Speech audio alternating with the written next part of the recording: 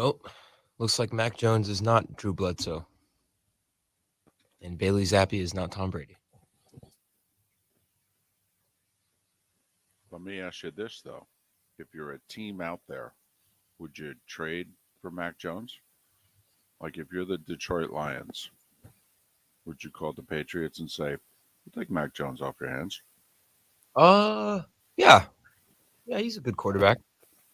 One player is not a fire sale, Adam. They just made a decision. They're moving on from Robinson.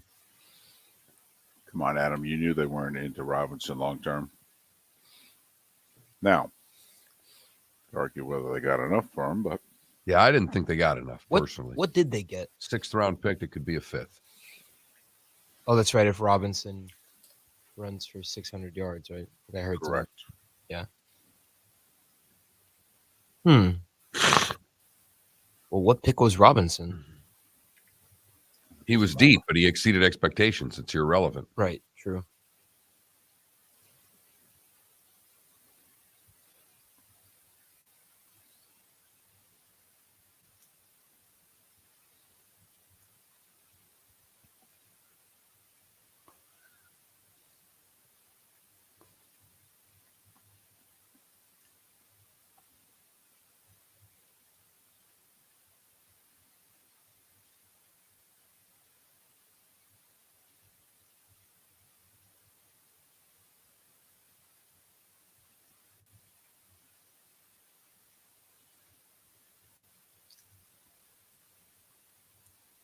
Now, do the Jets signing James Robinson kind of put the facade that they're in like a win now mentality? No, they just got their running back blew his ACL, so they needed a replacement.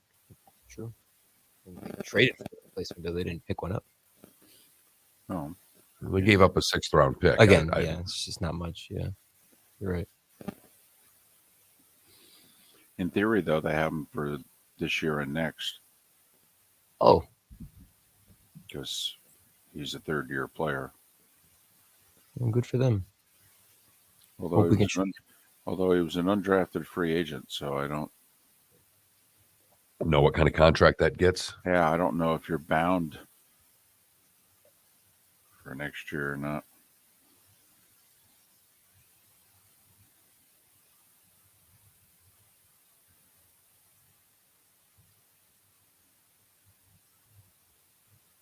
I would have been. It's kind of sad that Breece Hall got injured. I would have been interested to see who would have gotten Offensive Rookie of the Year, him or Pierce. They both had an unbelievable start to the season. He's a restricted free agent after this year.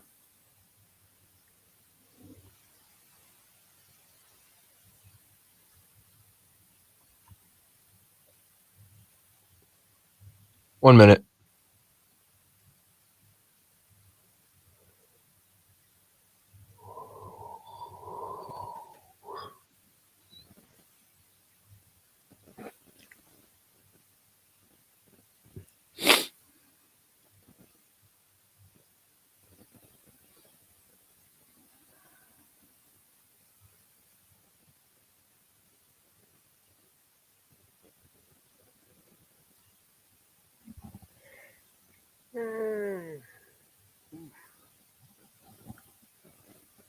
Oof.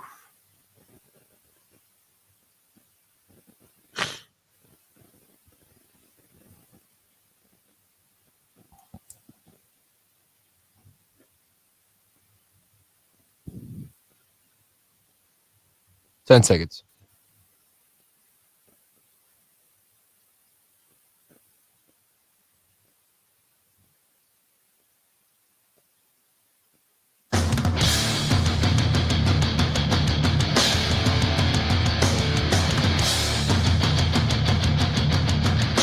You are listening to Miller and Moulton, exclusively on the Florida Sports Network.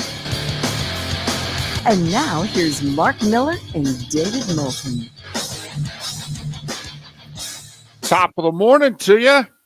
Happy final Tuesday of October. And how the heck are you? Miller and Moulton, thanks so much for being with us here on the Florida Sports Network, floridasportsnetwork.com. Top of the morning to you, my friend. How are you? I'm doing great. I'm doing really good.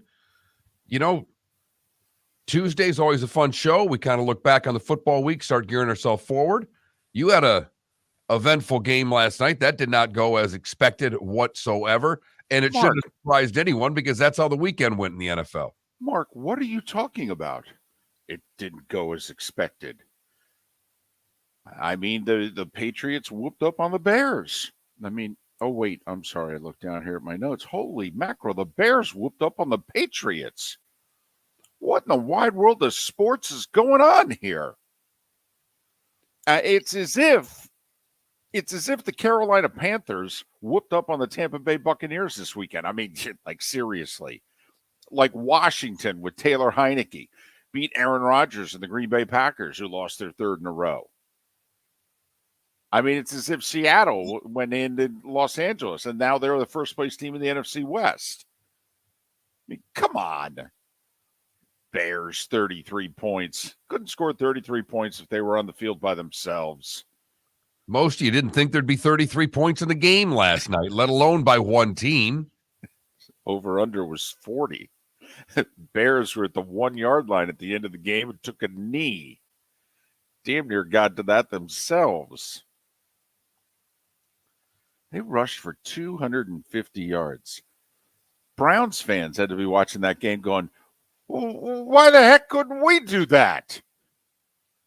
I mean, we got Nick Chubb, for goodness sakes. They took that away from us. How'd the Bears do it? I mean, have you seen their offensive line?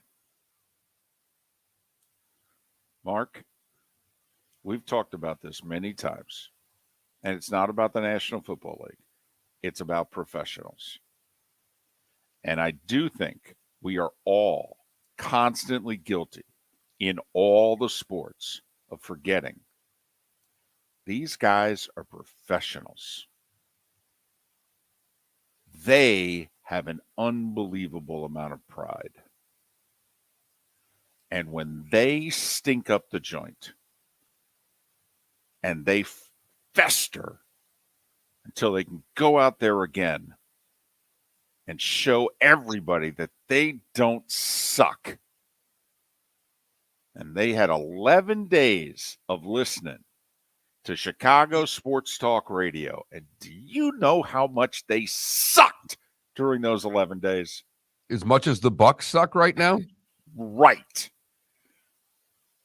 Because I thought after the Bucks sucked against Pittsburgh and were told how badly that they stunk up the joint against Pittsburgh, that they would then find their way to beat Carolina. But you know what they decided to do was double down on the stink.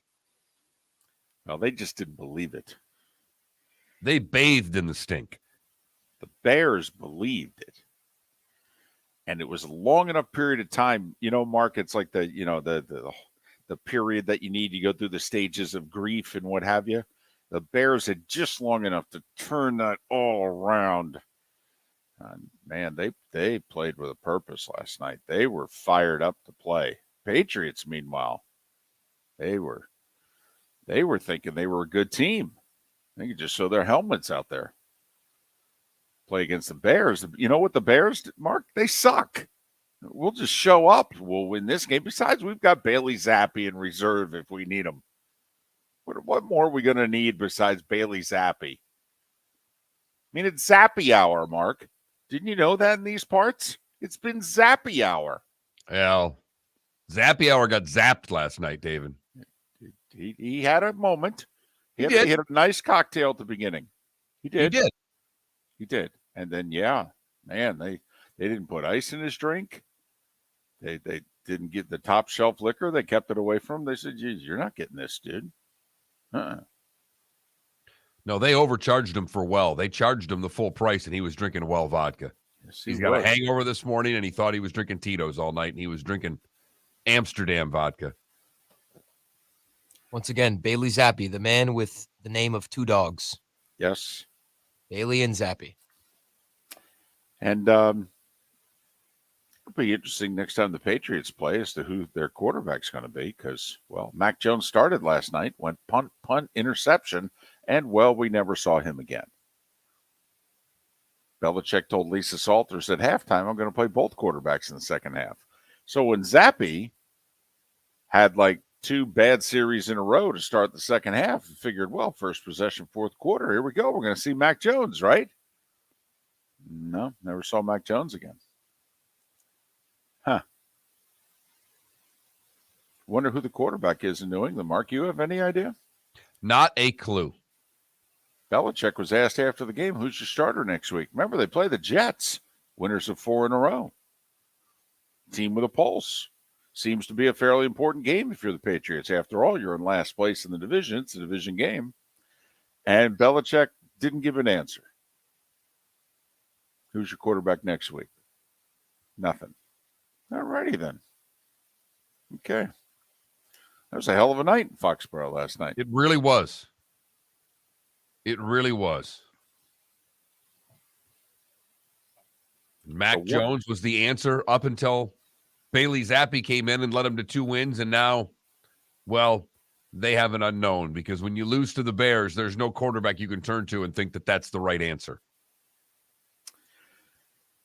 And Troy Aikman made the point last night. He said, when you're a young team with a new staff, you need a win. You need a game that makes you believe.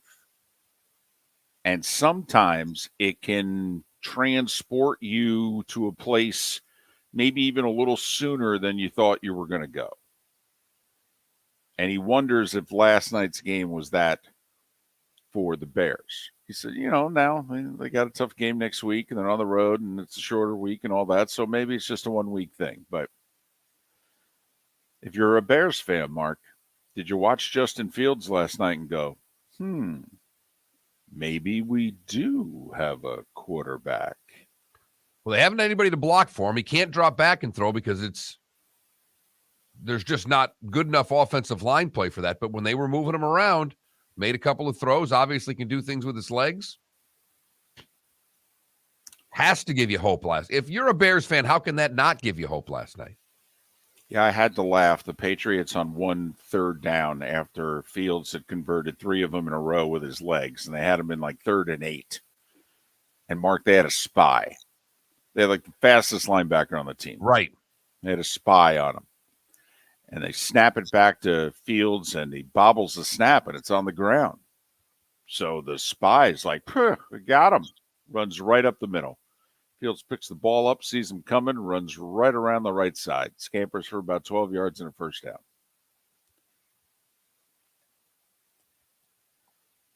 We'll say, is he the greatest thrower in the world? No. Is he a handful? Yeah, he can be. Tough to tackle what you can't catch. Yeah. So, do you know the Bears rushed for nearly 250 yards last night? 250 yards. I mean, what was the one thing that we said that Belichick was going to do? Going to make Fields beat him with his arm. Right. They're not be able to run the ball on the Patriots. The Browns couldn't run the ball on the Patriots. How the heck are the Bears? Going to make him play left-handed and make Fields throw the football because that's where he's weakest. Man, so much for Belichick passing Papa Bear Hallis on the all-time wins list. And the Bears move back in front of the Packers on the all-time win list, too. They're back in first place where they've been for like 98 years. Yeah. And hell, David, they're just a game outside of the playoffs right now. Hell, they're a half a game outside of the playoffs, Mark. They're in the NFC. And the NFC as a conference is what the Bears were before last night. They suck. Certainly a mess. Yes. So there. Best thing we could say is a work in progress, and that's being kind. Then we roll our eyes and turn away. Work in progress, So there you have it. Boy, that was a hell of a week we put in the books last night in the NFL, wasn't it? That was a hell of a week. Carolina and Washington. And before the game, the Colts benched Matt Ryan. Benched for a guy who's never started a game, never thrown a pass in the NFL. Right. If you brought a guy in to lead your team to the playoffs and you're done, Let me get this straight. 7 games in. You got 3 quarterbacks on the roster. One guy took a team to a Super Bowl, and the other guy won a Super Bowl. And you're going to play the guy who's never thrown a pass. Do I have that correct, Mark? 100% correct, David. Mark, I know you abandoned them yesterday. You gave them a long rope, okay? But your Colts are a mess. Matt Ryan? No. How about Nick Foles? No. I'm going to go Sam Ehlinger. What? Yeah, that's who I'm going to go. He's looked really good in practice. He's ready. Well, why don't you just put Nick Foles in? I mean, he's done this before. Comes in, team's in trouble, leads them to the playoffs. And hell, he won a Super Bowl. He's won 3 playoff games. Wouldn't you like to make the playoffs? You haven't done that in a few you know years. what? If the Colts make the playoffs, they could put Nick Foles in. Nick Foles regular season, you can have him, David. Okay. Sam Ehlinger, baby. So this is a hell of a league, Mark. The script writers, man, this is like the Real Housewives of wherever, Beverly Hills, Jersey, Atlanta, wherever the heck they are. They're all over the place. It's a hell of a league they got going here. Not sure I believe all the script writing. But they keep delivering in the strangest of ways, to say the very least. I mean, hell, they're trading players, Mark. That's how messed up this league is right now. We're a week away from the trading deadline, and they're trading players. Like a real league. What the heck?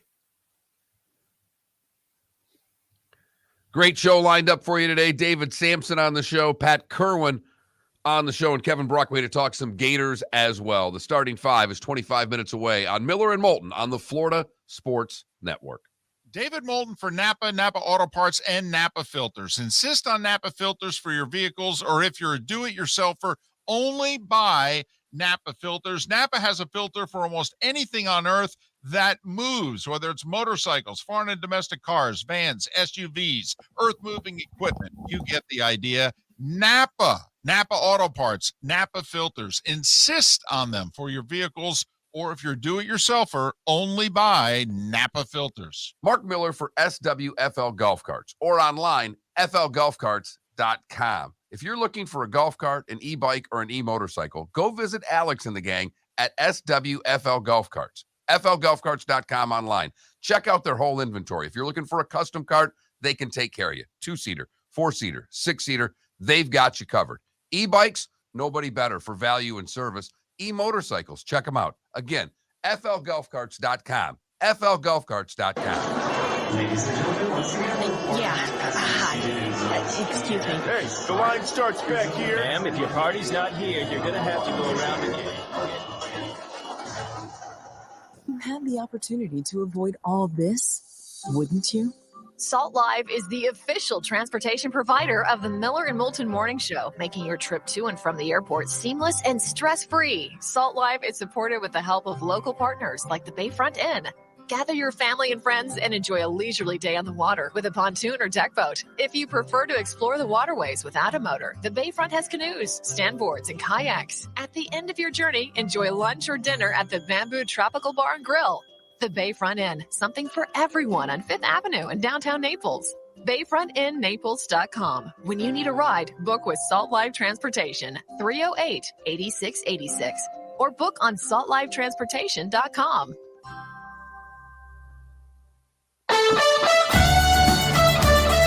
You were listening to Miller and Moulton on the Florida Sports Network.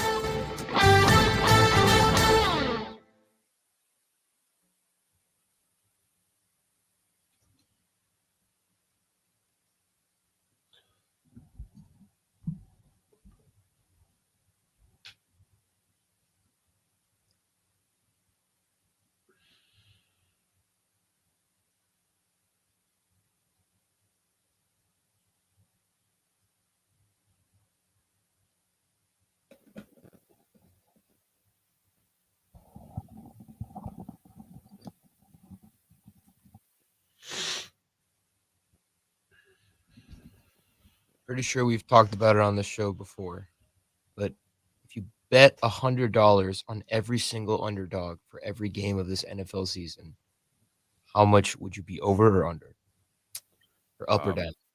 $100 per game.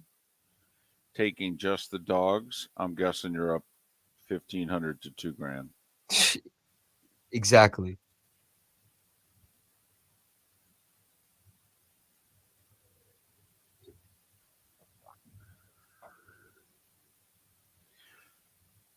Someone's got to do the math on that. But it's not the underdogs covering. It's how many underdogs are just flat winning straight up.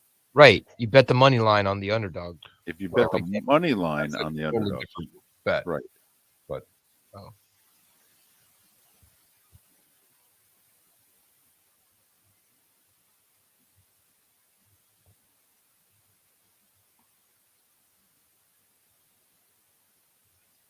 Like for instance, Panthers, Giants,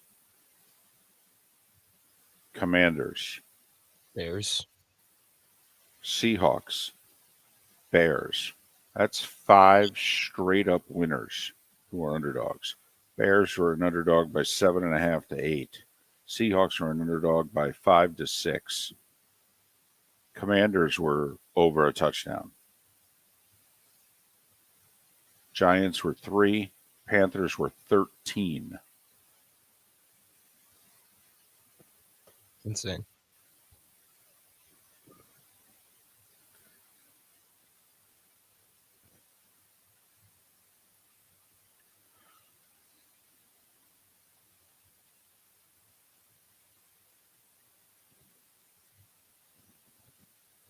well, Adam, you're making a mistake if you're buying running back jerseys, though. They don't last very long in the NFL. That's a very good point. Because I thought about that exact same thing when I told myself a Raheem Mostert jersey would be nice. Ooh. But no. No. I love Unless him. it's a Barkley jersey, I'm not buying a running back jersey. And even that's iffy. Or like Dalvin Cook. Yeah, you could buy a Dalvin Cook jersey. I know a lot of FSU fans that have Vikings Dalvin Cook jerseys. Adam, you're high. No. Okay. I mean, Fred Taylor's getting consideration for the Hall of Fame, and Maurice Jones-Drew, for 4 or 5 years, was a top running back in the league.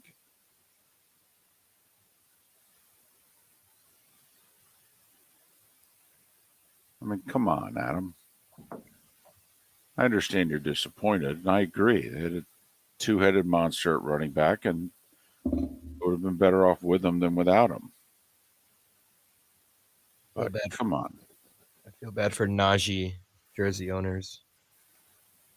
I mean, those 2 running backs that you put up on the board there, those 2 running backs combined rushed for like 18,000 yards.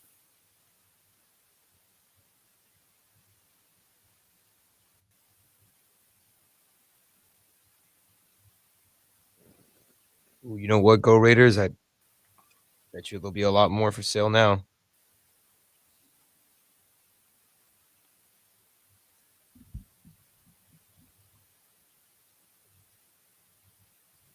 It was a smart move by the Jets. And I think it's something that if you're in the locker room, you're like, wow, we're trying to win. Mm-hmm. Cool. 15 seconds. Yeah, it's the same impression I got. Like, they care about their season. Yeah, and they should.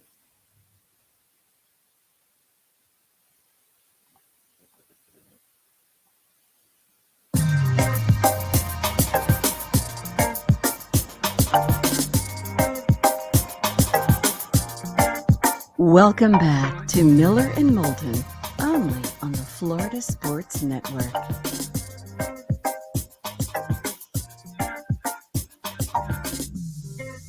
"21 minutes after the hour, top of the morning to you. Miller and Moulton, Florida Sports Network, floridasportsnetwork.com. David Samson, a little over an hour.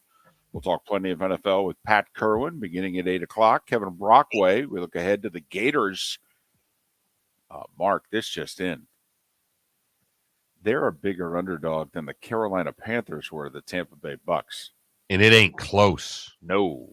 In fact, if you take how big an underdog the Carolina Panthers were, and you take how big an underdog the Bears were, and if you combine them together, you're just about there as to how big of an underdog the Florida Gators are. Yep. Boy, I thought that was a big number in a rivalry game. Talking 21, 22. 22. 22. Little insult to injury there. We're going to win by 3 touchdowns. Well, more than that.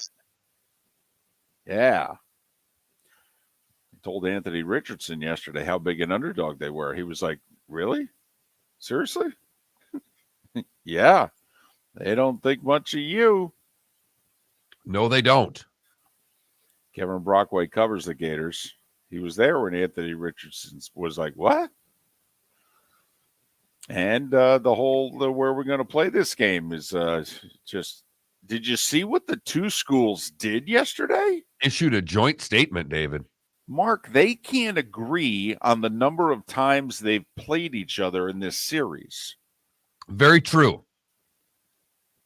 They're like disputing the 1904. One side said it counted. The other side said, what are you talking about? We just got together and just threw the ball around. That wasn't a game. It was an actual cocktail party. You're right. We played catch. Come on. Yeah. Wait. You were keeping score? So they can't even agree on how many times they've played in this series, and they're issuing joint statements that said absolutely nothing. Oh, man. Just which, if you want the game to be in Jacksonville, I got to admit, reading that statement, I'd be a little concerned.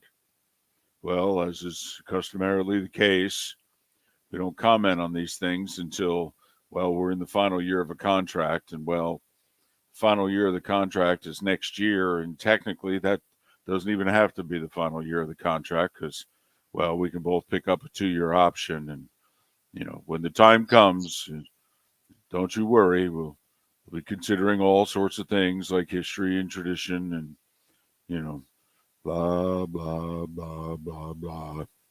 So, see you this weekend, boys. And just remember, we can't call it the cocktail party. So we can call it the world's largest outdoor cocktail party. Ha, ha, ha, ha, ha.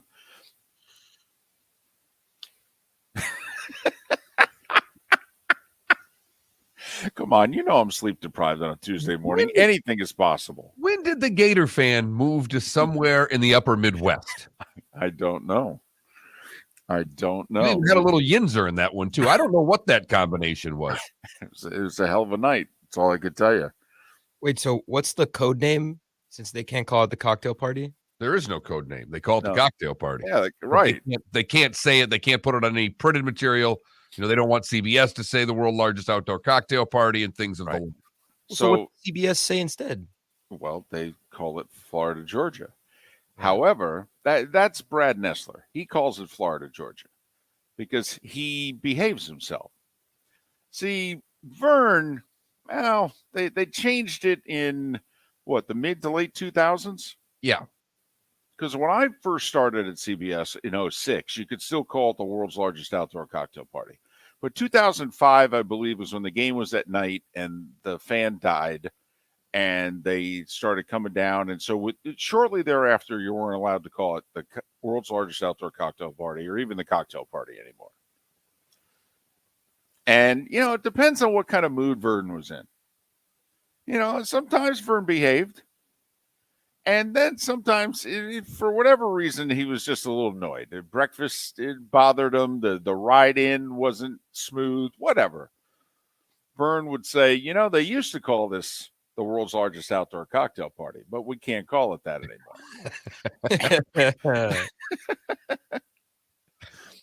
and it's why, and look, and Ness is great, but it's why there's only one Vern and why he is so beloved in SEC land everywhere that he goes. Because that's exactly was his approach. Right. You know, I can't call this game the world's largest outdoor cocktail party anymore. Okay. But that's what they used to call it. Right. And he said this on the air, getting his point. Now, I will say, a little behind the scenes, my favorite Vernism, if you will. Alabama and Florida played for the 2008 SEC championship. This was the first time they played. This was the one that Tebow had the terrific fourth quarter. He was perfect. Florida came from behind and won. So they had the rankings. They had the BCS rankings. And I think in the BCS rankings, Mark, it was like 1 against 4, 2 against 4, something like that. But in the AP poll, Alabama, who was unbeaten, was number 1, and Florida was number 2. Now, that's not how everybody was referring to them. We went by the BCS rankings by that point of the season. That's what counted. But CBS wanted to, say it was 1 against 2, and they were running promos all week saying it was 1 against 2. And we're all looking around at one another like, come on. Nobody in the sport thinks it's 1 against 2. It's 1 against 4 or whatever. So it comes time for the Open. And CBS is saying to Vern, hey, you got to sell it. It's 1 against 2, 1 against 2. So, Mark, these things are not scripted. And Vern and Gary, Vern asked Gary about 3 or 4 questions. Gary makes his point about the game and what have you. Mark, every single time that Vern turned to Gary, okay, to ask him a question, he made sure to work in that it was 1 against 2. Just to dig the people at CBS who were giving him such a hard time. And after saying it 4 times, he's throwing it to break, and they're counting it down in his ear, 10, 9, 8. And we're just about ready for kickoff. Alabama and Florida, 3, 2. And he goes, did I tell you it's 1 against 2? Or takes the mic, puts it down, and says, that'll be the last time they ever tell me that. And he could get away with it. Yep, because he was Vern Lundquist. That's right. There's a certain point in which you can get away with it. And Vern had reached that point and took advantage of it when he needed to. Yep. Vern didn't do it often, but every now and then he'd just look around and go, I'm doing 16 at the Masters. I think I'm okay. I think I'm good. I don't think they're going to yell too badly. And he'll be there as long as he wants at that one, too. Yeah. Yeah. Why? Because they want him there. Yes, they do. Yes, they do. They pick him up at either Austin or Steamboat, wherever he is, and he goes, hey, we got this tournament in early April. A little behind the scenes there. World's largest outdoor cocktail party. That's what we call it. It's the cocktail party. 22 points, the number. Damn. That's big. That is a disrespect number that Florida should be able to play up big all week, David. I mean, they should be able to play the disrespect card in a rivalry game.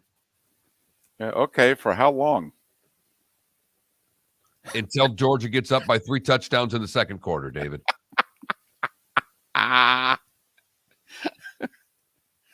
But with Richardson, if he plays great, he can keep any team in any game. He's good enough to jump on the back and ride. I don't know if they're good enough. I believe he's good enough when he's at his best.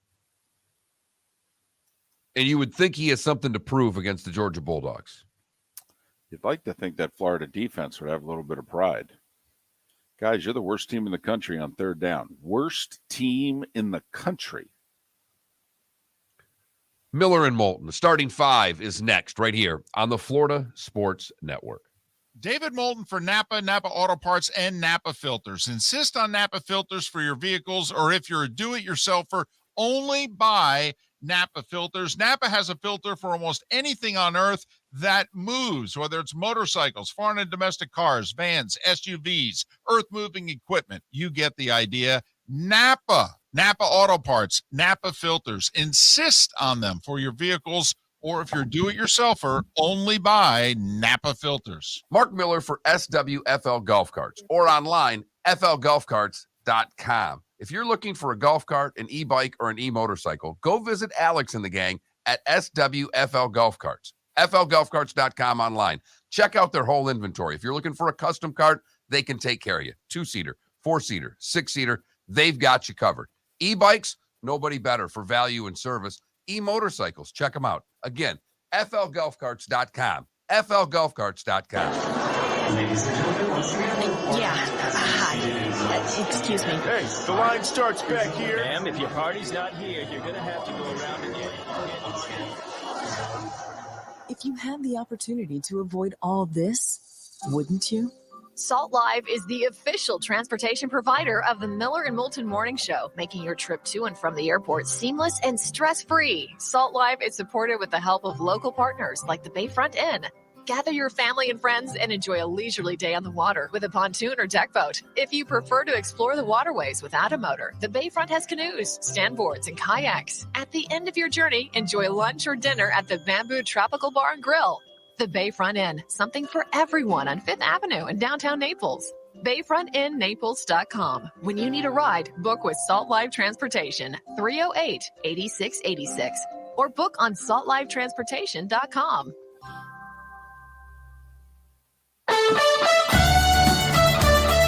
You were listening to Miller and Moulton on the Florida Sports Network.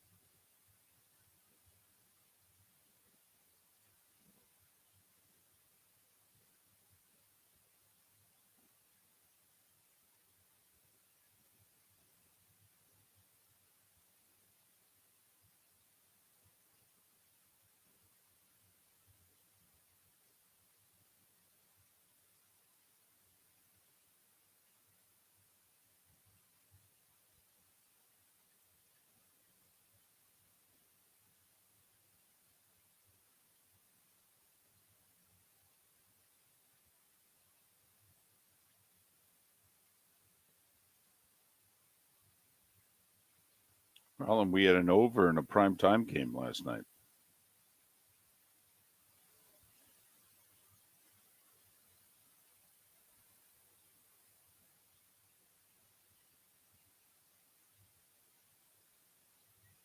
What do you want to do for a poll question? Didn't we ask where do you want to see the Florida-Georgia game played? Yes. We did that one already, right?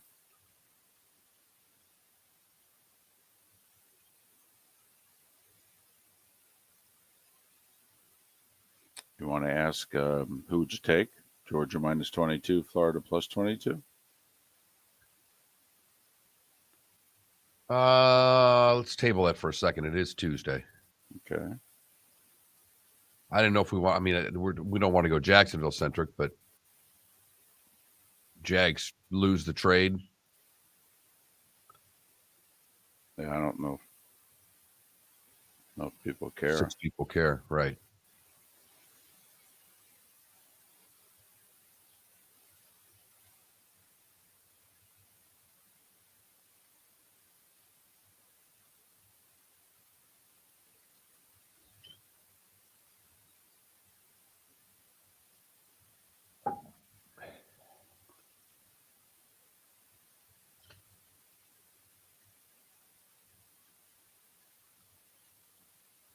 Do you bet on football?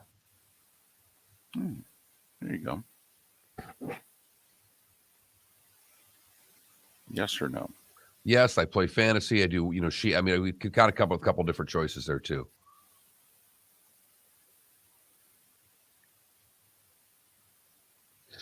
So you want to go yes? Does fantasy count? Yeah, And no.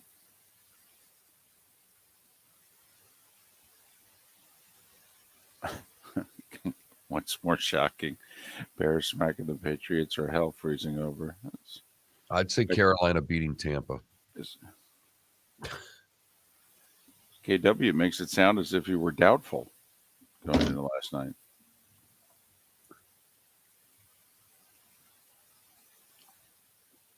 Yeah, I don't think the Bears are going to trade Herbert. If anything, I think you can get Montgomery from him because he's in the final year of a contract.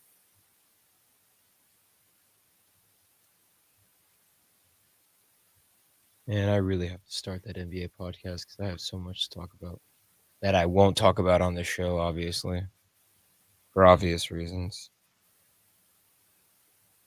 Yeah, you should. Yeah. And it almost doesn't matter if anybody listens. Right. In theory, you're practicing. You Just can say- listen to it.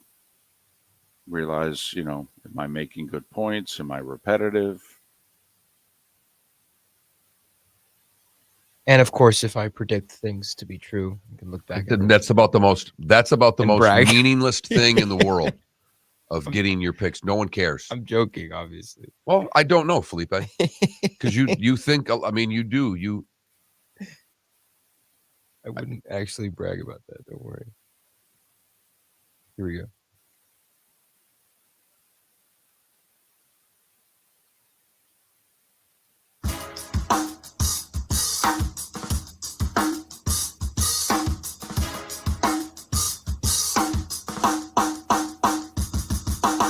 Welcome back to Miller and Moulton, only on the Florida Sports Network.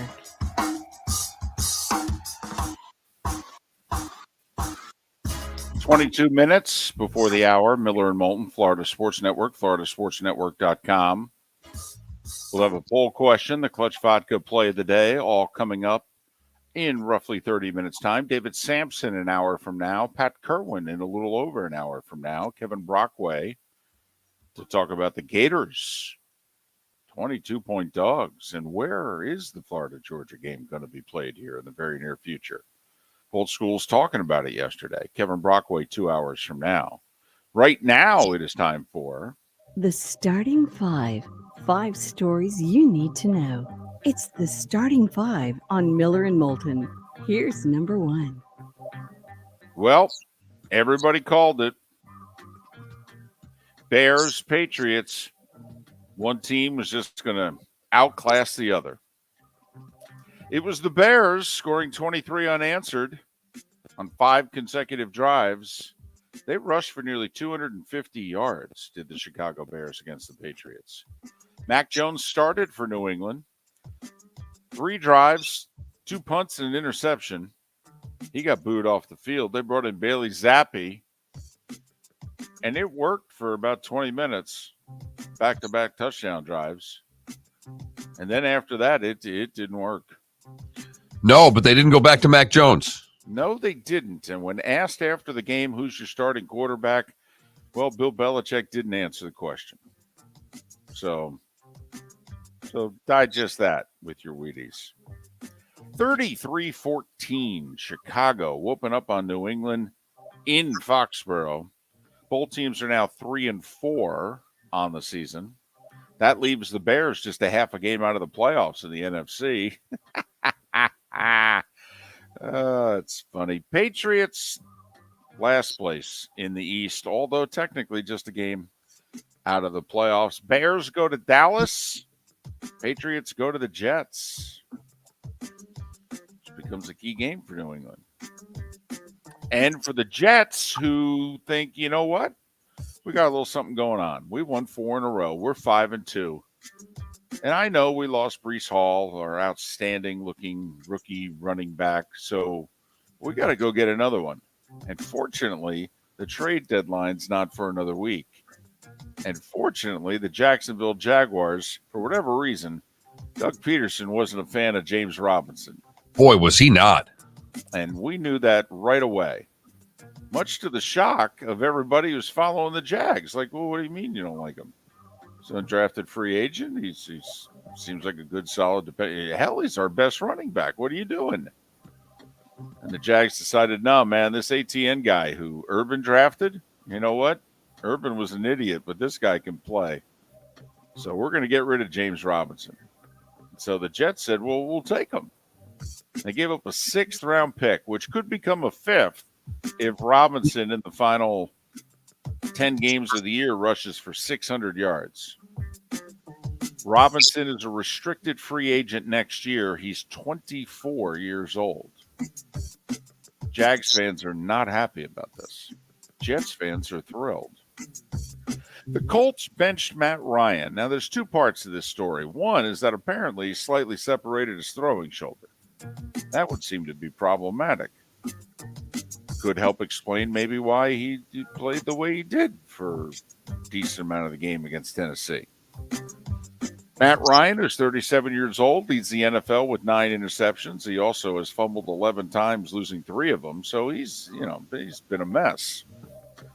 And so they benched him, and they got Nick Foles, on the roster. I mean, we all know what Nick has done, but no, they didn't bench him for Nick Foles. They benched him for Sam Ehlinger. Do you remember him from Texas? Mm-hmm. Sam Ehlinger. Yep. All those big wins he had at Texas. Yep. Colts are 29th in scoring at 16 points a game. They figured, well, the future is now. So Ehlinger takes over for the 3-1 Colts. And the plan is he's the guy for the rest of the year. We'll see.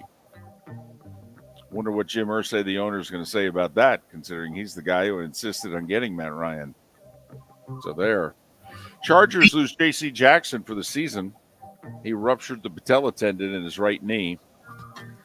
Mike Williams has a high right ankle sprain. He's going to miss weeks. Fortunately for the Chargers, they have a bye week this week. Hopefully they can get Keenan Allen back after the bye. Dolphins did lose safety Brandon Jones. They put him on IR. They're not ready to say that he's going to miss the rest of the year, but it does not look good with that knee injury. College football, Mark. Florida and Georgia released a joint statement yesterday that says they'll examine where the game is played after next season, because after next season's game, they have an option that both sides have to pick up to keep it in Jacksonville for 2 more years. Each school gets $3 million to play the game in Jacksonville, which is just about what they would make if they hosted the game. They also get expenses taken care of. Georgia gets more because it costs more. But so, do they make a little bit more money playing it in Jacksonville than they do if they played it at home? You could argue maybe a smidge. But Billy Napier has said, well, I'd like to play a game or two there and just see what it's like before I decide. We know where Kirby. Yeah, Kirby wants the game on campus tomorrow. Kirby has said that there's 2 things to consider, though. Money and recruiting. And he has said from a recruiting standpoint, it's a no-brainer. We need the game on campus. Like, this is a Georgia home game.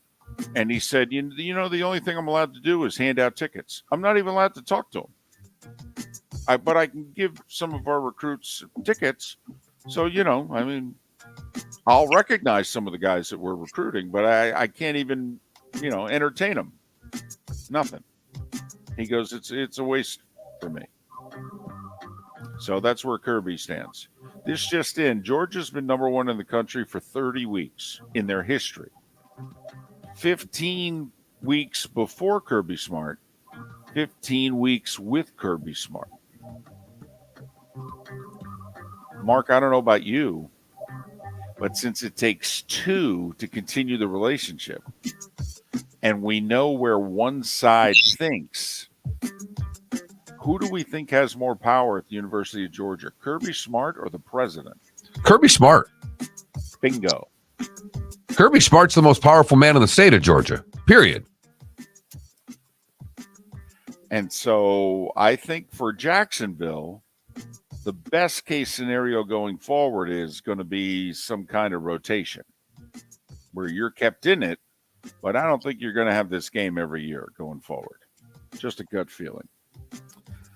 Texas A&M announced that they've lost 3 offensive linemen for the season with injuries in the game against South Carolina. A&M hosts Ole Miss this week. Michigan, by the way, lost their starting tight end, who was their second leading receiver, Eric All. He has back surgery, out for the rest of the year. All right, let's switch to NBA. This just in, the Heat are 1-3. They lost at home again. Toronto beat The them. Raptors and didn't Yeah. score very much last night. What, they have 90? Yeah, 90. Got outscored 27-14 in the fourth quarter.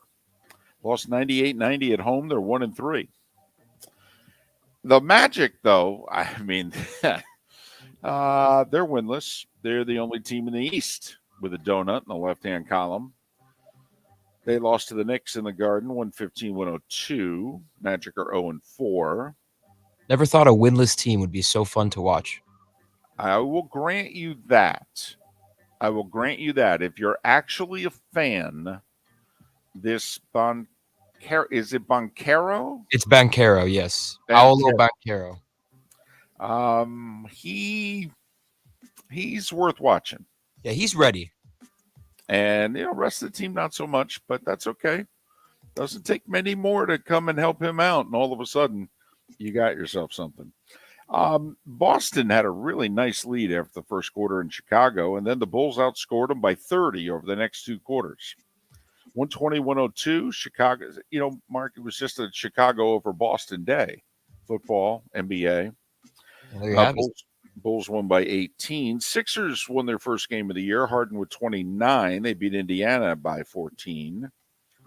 The Houston Rockets got their first win of the year and handed Utah their first loss, 114-108. Memphis got 38 from Ja Morant. They also got 38 from Desmond Bane in a 134-124 win over Brooklyn. San Antonio led Minnesota by 32 going to the fourth. Ended up winning by 9, 115-106. Portland Trailblazers, Mark, are 4-0. Yes, they are. The undefeated Blazers, because that's what we saw coming in the West to start the season. Dame time. And he looks all in, too. I give that organization and him a lot of credit. They changed this roster on the fly in the last year plus while Lillard was injured. And now Lillard is back and he's healthy and he's got an entirely different mix of players, and he seems all in. And they're 4-0. They beat Denver by 25 last night. NHL. Edmonton scored 4 in the second, rallied from a 3-1 deficit, beat the Penguins 6-3. Washington beat Jersey by the same score. Ovechkin, a power play goal, number 783, which puts him, 109 behind Gretzky? Isn't it 892 for Gretzky? Ovechkin at 783. Ottawa's won 4 in a row. They haven't been able to say that in a long time. Beat Dallas 4-2. Connor Hellebuck with 25 saves in the 4-0 shutout of St. Louis. Vegas scored 2 in the third to beat Toronto 3-1. Maple Leafs not off to a great start, but not compared to the Vancouver Canucks, Mark. Our buddy Bruce Boudreau, they're already talking about firing him. They're 0-5-2 after losing to Carolina 3-2 last night. Boy, they fire him. That might mean he paid from 2 jobs that he's not doing. I know. I don't know if he's still collecting from the last place he got fired. Meanwhile, he did an amazing job when he took over him last year. But Jim Rutherford's a GM, Mark, and we know Jim Rutherford. Do we think Jim Rutherford's going to go all in on a rebuild? Jim Rutherford, a rebuild? No. Jim Rutherford acquired Phil Kessel a couple times, and Phil Kessel last night for Vegas played in his 989th consecutive game, which ties the all-time record. He'll break that record tonight when they play San Jose. Mark, Phil Kessel has not missed a game since November 3rd of 2009. Which is amazing for a guy that's never been in great shape, isn't really known as that type of guy, but shows up every night looking to cherry pick and get a free point somewhere.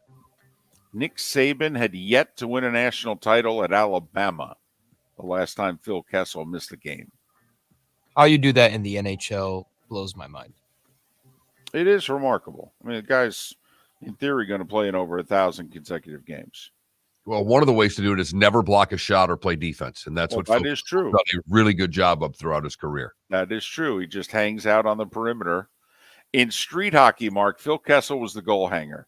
He was the one always with this stick up in the air going, "No, give me the long outlet pass." I'm open. And speaking of never missing a game, Jim Nance has not missed a Final Four game since 1990. Brent Musburger called the Final Four when UNLV won it in 1990, and then he was fired. And Jim Nance took over the Final Four in 1991. Turns out this spring will be his last Final Four. The Final Four is in Houston.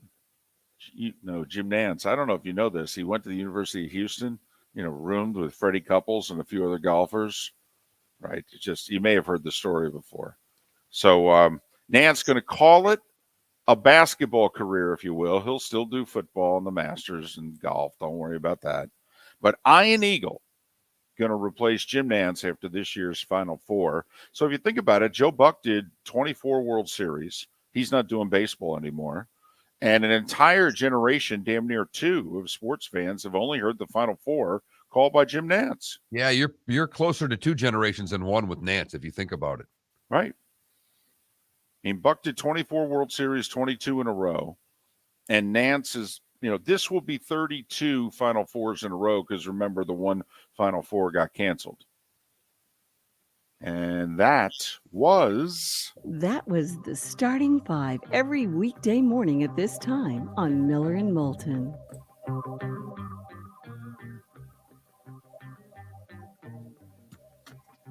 Surprised to see Nance? No, because, and I think CBS said, Jim, we got some guys here, Kevin Harlan, Ian Eagle. We got to throw him something. You've got everything. I mean, you think. So, no, he's in his 60s now. No, I think the timing's perfect. One shining moment for the final time with Nance this year. That's right. And Raftery and Grant Hill. Miller and Moulton, the Florida Sports Network. Mark Miller for SWFL Golf Carts or online, flgolfcarts.com. If you're looking for a golf cart, an e-bike, or an e-motorcycle, go visit Alex and the gang at SWFL Golf Carts. flgolfcarts.com online. Check out their whole inventory. If you're looking for a custom cart, they can take care of you. 2-seater, 4-seater, 6-seater, they've got you covered.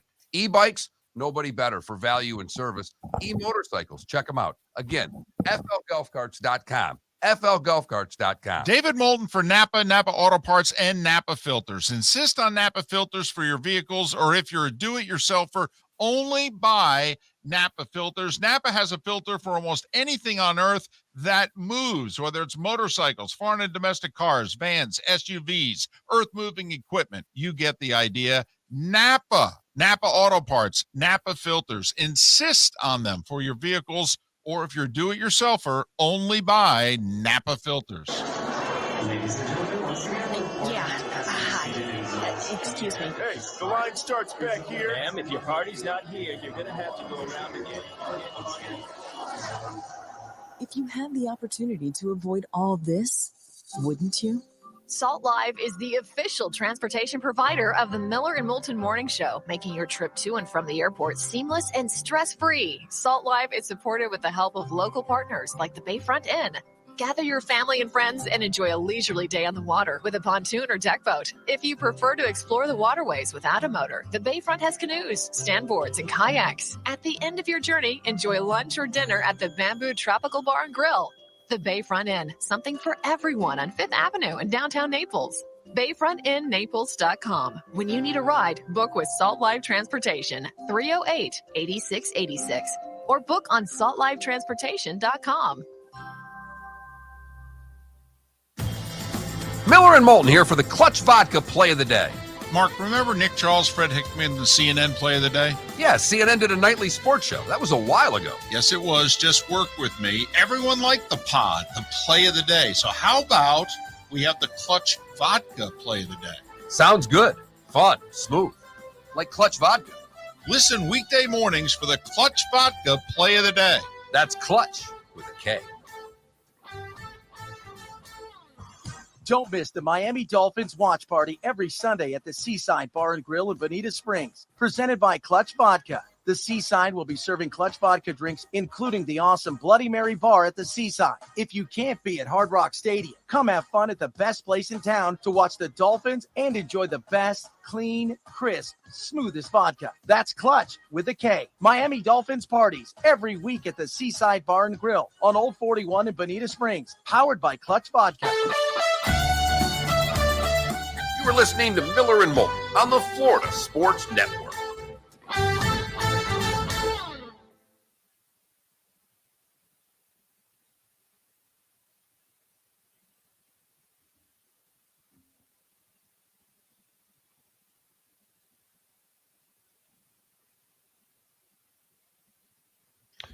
The Green Bay Packers are the biggest underdog on the board next week.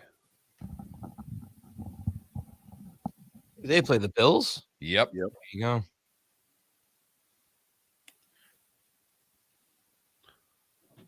Well, you know, after this week's games, I mean, you got to bet the Packers, right? Hell, you got to bet the money line. Not only that, Aaron Rodgers has won his last 13 primetime games. Has he really? Yeah. Damn. If only you can do it in the playoffs, you know? That'd be great. Yeah, the teams are a little better in the playoffs. That's a good point.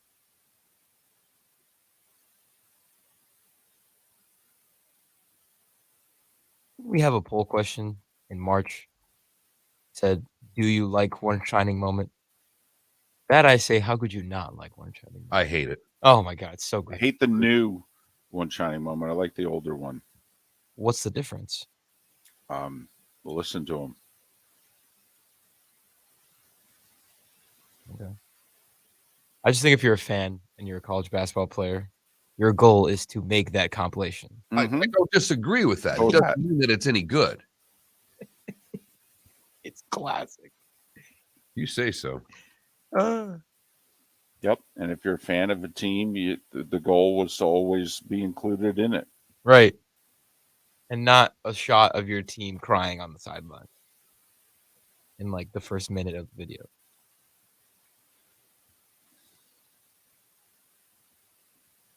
But yeah, I'll miss Jim Nance's voice in March Madness. Iron Eagle is so much better calling hoops. That's a good point. Iron Eagle's very good. Very, very good. Him and Raftery did like 15 plus 20 years of Nets games together also. Mm-hmm. Damn. How about New York? Iron Eagle and Mike Breen. The A&M, I don't know who this guy is. Okay. Executive editor and co-owner of TexasAgs.com. When it rains, it pours. I've been told at least 3 and perhaps 4 A&M players have been suspended indefinitely by Aggie head coach Jimbo Fisher, all from the true freshman ranks. Oh.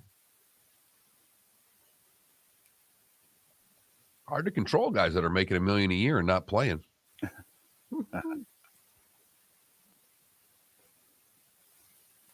And Kanye's been dumped by Adidas. NCAA. Also, what's his face's attorney? His attorney dumped him. Yeah, Johnny Depp's attorney that was working with. Yeah.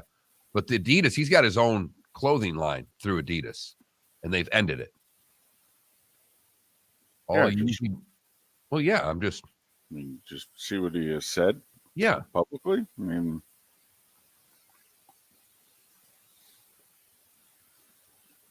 Paul, if you're talking about March Madness, I'd rather go. It's funny, Paul. Oh, wait, that's a lyric, isn't it? Damn it. yeah, Jimbo's buyout is there is no clause like if he gets another job, you deduct that salary from the buyout. No. If you fire Jimbo, you pay him the full amount that he's owed. Here we go. Here we go.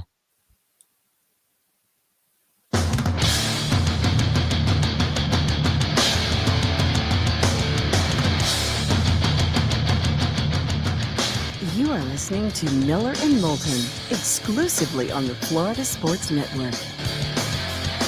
And now here's Mark Miller and David Moulton. Hour 2 of Miller and Moulton on this final Tuesday of October. Thanks so much for being with us. Florida Sports Network, floridasportsnetwork.com. Our poll question, our Clutch Vodka play of the day, David Samson, all to come in the 7 o'clock hour. Pat Kirwan to talk all things NFL and what a wild week 7 it was, coming up 1 hour from now. Mark, can I read you the statement so that this way it's not our interpretation? Sure. That everybody listening can give their own interpretation. And I will read it as straight as I can read it. All right, to not influence any bias into the joint statement that the University of Florida, the University of Georgia released yesterday. That's right, a joint statement. The annual game between our two universities is an important tradition. At this time, both programs are focused on our current seasons. Typically, both schools begin conversations regarding future games in the series as the last contested game nears. We anticipate following that timeline, which is at the end of next year's game.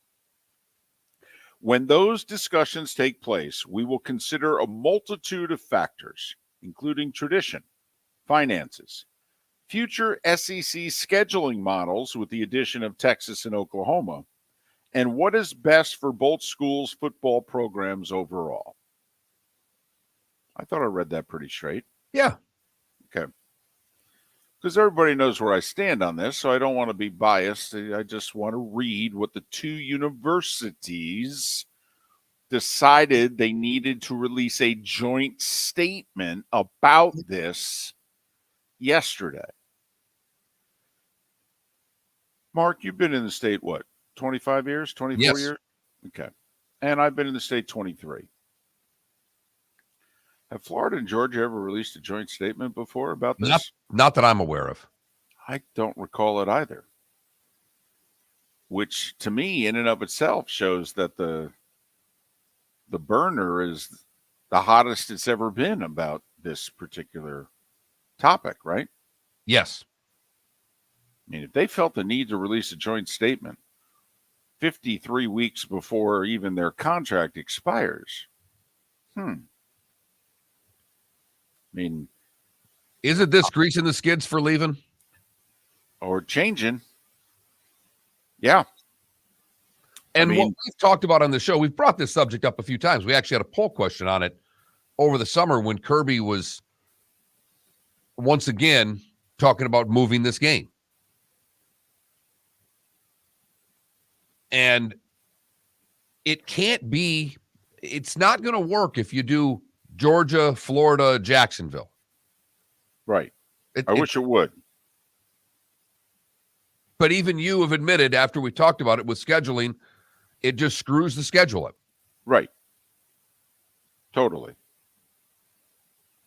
mean, you'd have to go Jacksonville, Georgia, Florida.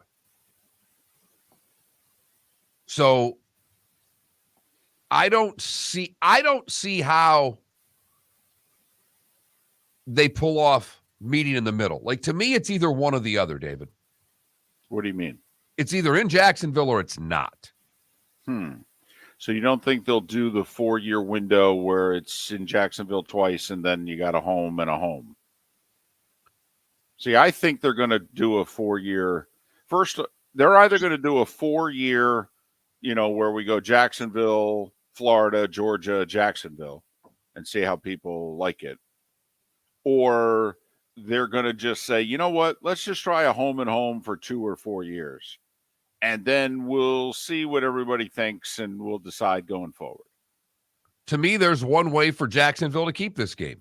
That $3 million a team goes to $6 million a team. It's really easy how to get these things done. You just spend more money. I mean, we know the answer. If Jacksonville's willing to spend more money, then they can keep the game. Okay. I am taking the two universities at their word. You are going to be the judge and the jury. All right? You can render your verdict based on what they said as to this favors status quo or this favors change. All right? Okay. Here you go. We will consider a multitude of factors, including tradition. What does that favor? Staying the same. Okay. Finances. If Jacksonville's willing to spend more, we'll consider staying the same. But right now, finances is only a slight edge to the status quo. They make a smidge more by having the game in Jacksonville. $2.9 million is what both schools get. And then each school has a deal about expenses. Georgia gets more because, well, it costs more for them to get to the game. They have to fly. Florida can bus. The third factor they said they're going to consider, future SEC scheduling models with the addition of Texas and Oklahoma. Yeah, that's got change written all over it. All over it. And what is best for both schools' football programs overall? Well, Kirby is clearly of the belief that what's best for his football program is to play the game on campus every other year. Sure. Napier is probably of the same belief, but he just hasn't admitted it yet because he hasn't been to Jacksonville, and he is trying to play and say the right things to all of the Gator boosters. Correct. So we have right now 4 factors. Tradition, Jacksonville. Finances, Push. Slight edge, Jacksonville. Like you said, though, Jacksonville can step forward here in a big way. Future SEC scheduling, change. What is best for both football programs? Not boosters, programs. Change. So right now it's like 2-2 or 2-1-1, right? Yes. Probably 2-2. 2-2, but the part of that 2 is it makes it almost 2 to 1.5, if you know what I mean. Right. And so tie oftentimes goes to, let's keep things the same. I don't think that's the case in this. I think tie goes to change because it takes 2 to tango, and Kirby is pounding on his president's door going, what part of I want the game in Athens are you having trouble hearing? By the way, have you seen what I've done here in the last 5-6 years? A hell of a lot more than you have for this university, by the way, sir. Yeah, trust me, my football program winning does amazing things for your university's donations. It's the way the game works. Not just athletic department donations, but school donations go through the roof when a team is having success the way Georgia's having. You know, RCB in our Twitch chat room, you know, also brings up the fact that where the programs are right now. Does that lead more towards status quo or change? I think it leads more to change. A, the guy with the dominant program right now wants it to change. And B, the guy who's playing catch up is going to be like, well, you know, he's got a point. And how is he going to get his program back to where the Gator faithful want it? Recruiting. Right. It's one more opportunity every other year to get kids on campus. The part of this that I haven't understood, and I get that many of the people that are at this game are big money people in both programs. I get that. That's how they can get their hands on the tickets for this game. You know, it seats basically 80,000, 40 and 40. Well, a normal game in Sanford is around 88, and a normal game in the Swamp can be up to like 91. So basically both are right around 90,000. So if you think about it, they have more than double the number of their fans at their normal home games than are at this game because they can only get 40 for each side. But it's the big money people who get their hands on these tickets. We all know that. And also it comes from a certain part of, you know, and for Georgia, that's the southernmost regions of their fan base. And obviously for Florida, it's taking care of Jacksonville. You know, it's a big city. It's not even 2 hours from campus. We all know how this adds up.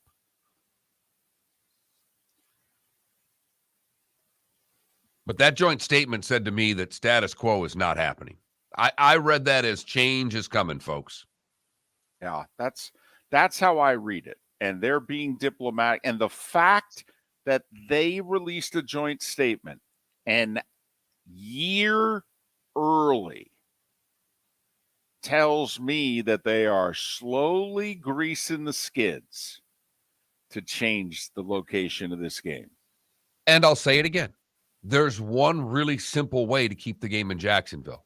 And Jacksonville's going to have to double the amount of money that they're giving each school, so that the university president can look at Kirby and say, see what this does financially, figure it out. And Kirby has said the number one factor is money. He did say that earlier when he was a few weeks ago when he was asked about it. He said, listen, this is about two things. It's about money and it's about being able to get players. And he goes, and if you're asking me about being able to get players, this game does nothing. And that's absurd because it's one of our, if not our biggest game. And it can't help me get a recruit. He goes, that's ridiculous. I lose a recruiting weekend in comparison to everybody else not named Florida. That's absurd. And he's right. In the modern game, he's right. But he did say money was the number one factor. Mark, let me ask you this. Jacksonville says we're going to double the money. Do you think, gut feeling, since we know Kirby's a no, and we think Napier is willing to go along with him, all right, do you think that that's enough to exclusively keep the game in Jacksonville, or is that just enough to keep Jacksonville a part of the rotation? My gut tells me it's just part enough to get them in the rotation, where it would be 2 in Jacksonville, home and home, 2 in Jacksonville, home. Because it's not, when you have the success that George is having, it's not just Kirby preaching it. The big money boosters behind Kirby are buying everything that he's selling. And if they believe that this is what Kirby needs to continue to recruit at this level, well, then they're going to give Kirby whatever it takes to recruit at this level. And I think the game's going on campus sooner than later. Miller and Moulton, we thank you so much for listening right here on the Florida Sports Network. Golfers, are you bored of the same old driving range warm-up routine that's not getting you the results that you want on the course? Power up your golf swing by adding resistance bands to your range sessions with the Orange Whip Golf's Power Strap Kit.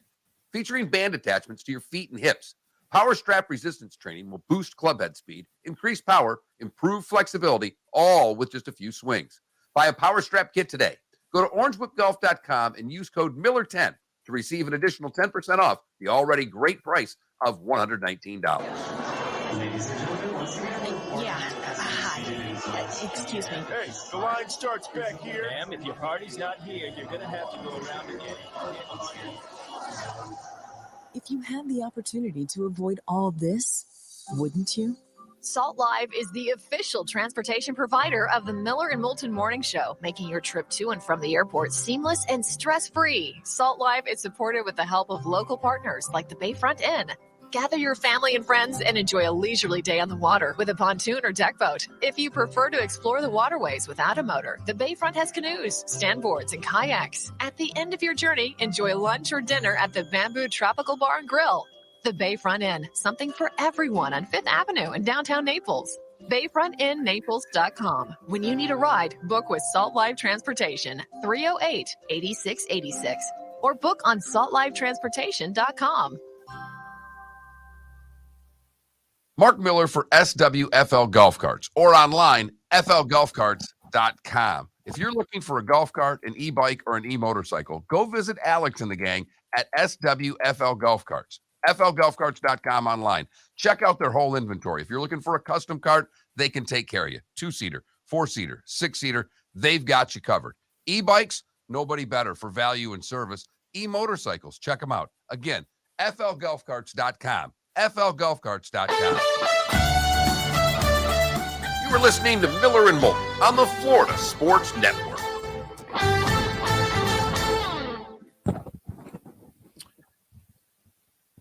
Okay, Dandy and DC.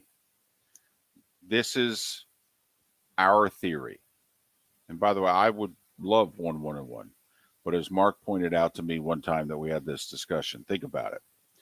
So it's Florida at home. It's Georgia at home. And then the year it's supposed to be Florida's home game, it's at Jacksonville. And then Georgia hosts. So now we do a 4-year window where Georgia gets 2 home games. And Florida only gets 1. And it throws the scheduling off with how you try to set these things up. So at the very least, you have to do it in even numbers, not odd. So if you're going to do it, it has to be a 4-year window. And obviously, if both team gets a home and home, well, then 2 of the games would have to be in Jacksonville. Like, for instance, Georgia's football schedule this year, 8 SEC games. Well, they play 4 on the road, 3 at home, and this is a Georgia home game, and it's in Jacksonville. Because they play 3 home SEC games. Auburn, Vandy, and Tennessee. Those are the 3 home games that they get in between the hedges. This home game they get in Jacksonville. So they think about it. Now, here's the other thing. We think when Texas and Oklahoma join, the SEC is going to go to 9 conference games. So then some years you'll have 5 home games, some years you'll have 4. You know, what to me, Mark, will be interesting, which we didn't bring up, is, you know, I don't think there's any talk of Texas and Oklahoma moving the game. So both those schools are going to agree to basically do 4-4-1 every year.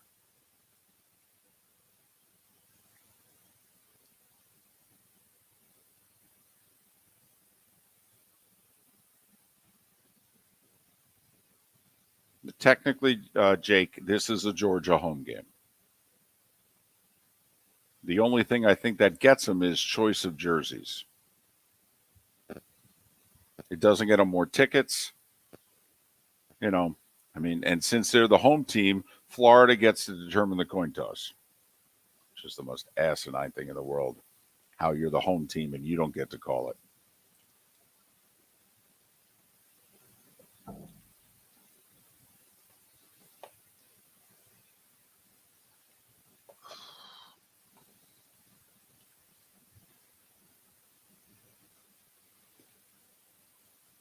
Now, I'll say this. I think if they go to 9 conference games, that helps Jacksonville's cause. Because then both schools every year will have 4-4, and this being a neutral site game, and Jacksonville can do what Mark said, which is just write a bigger check.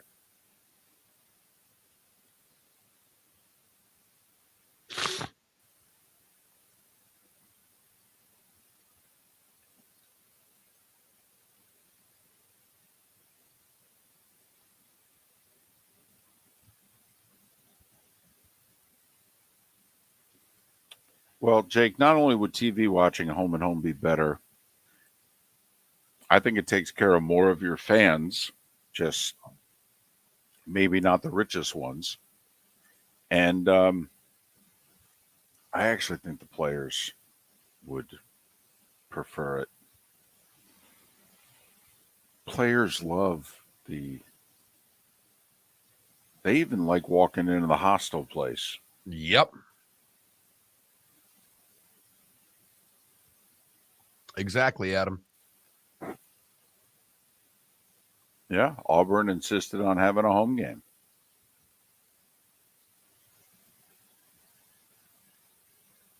And this will be a big part of Kirby's legacy.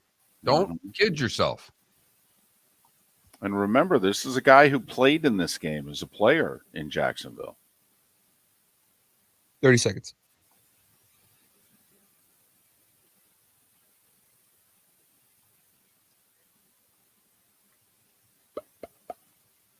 We have the poll question, right? Yep, it's up. Okay. You got to play? Are you serious? Are you serious? I'll get one right now.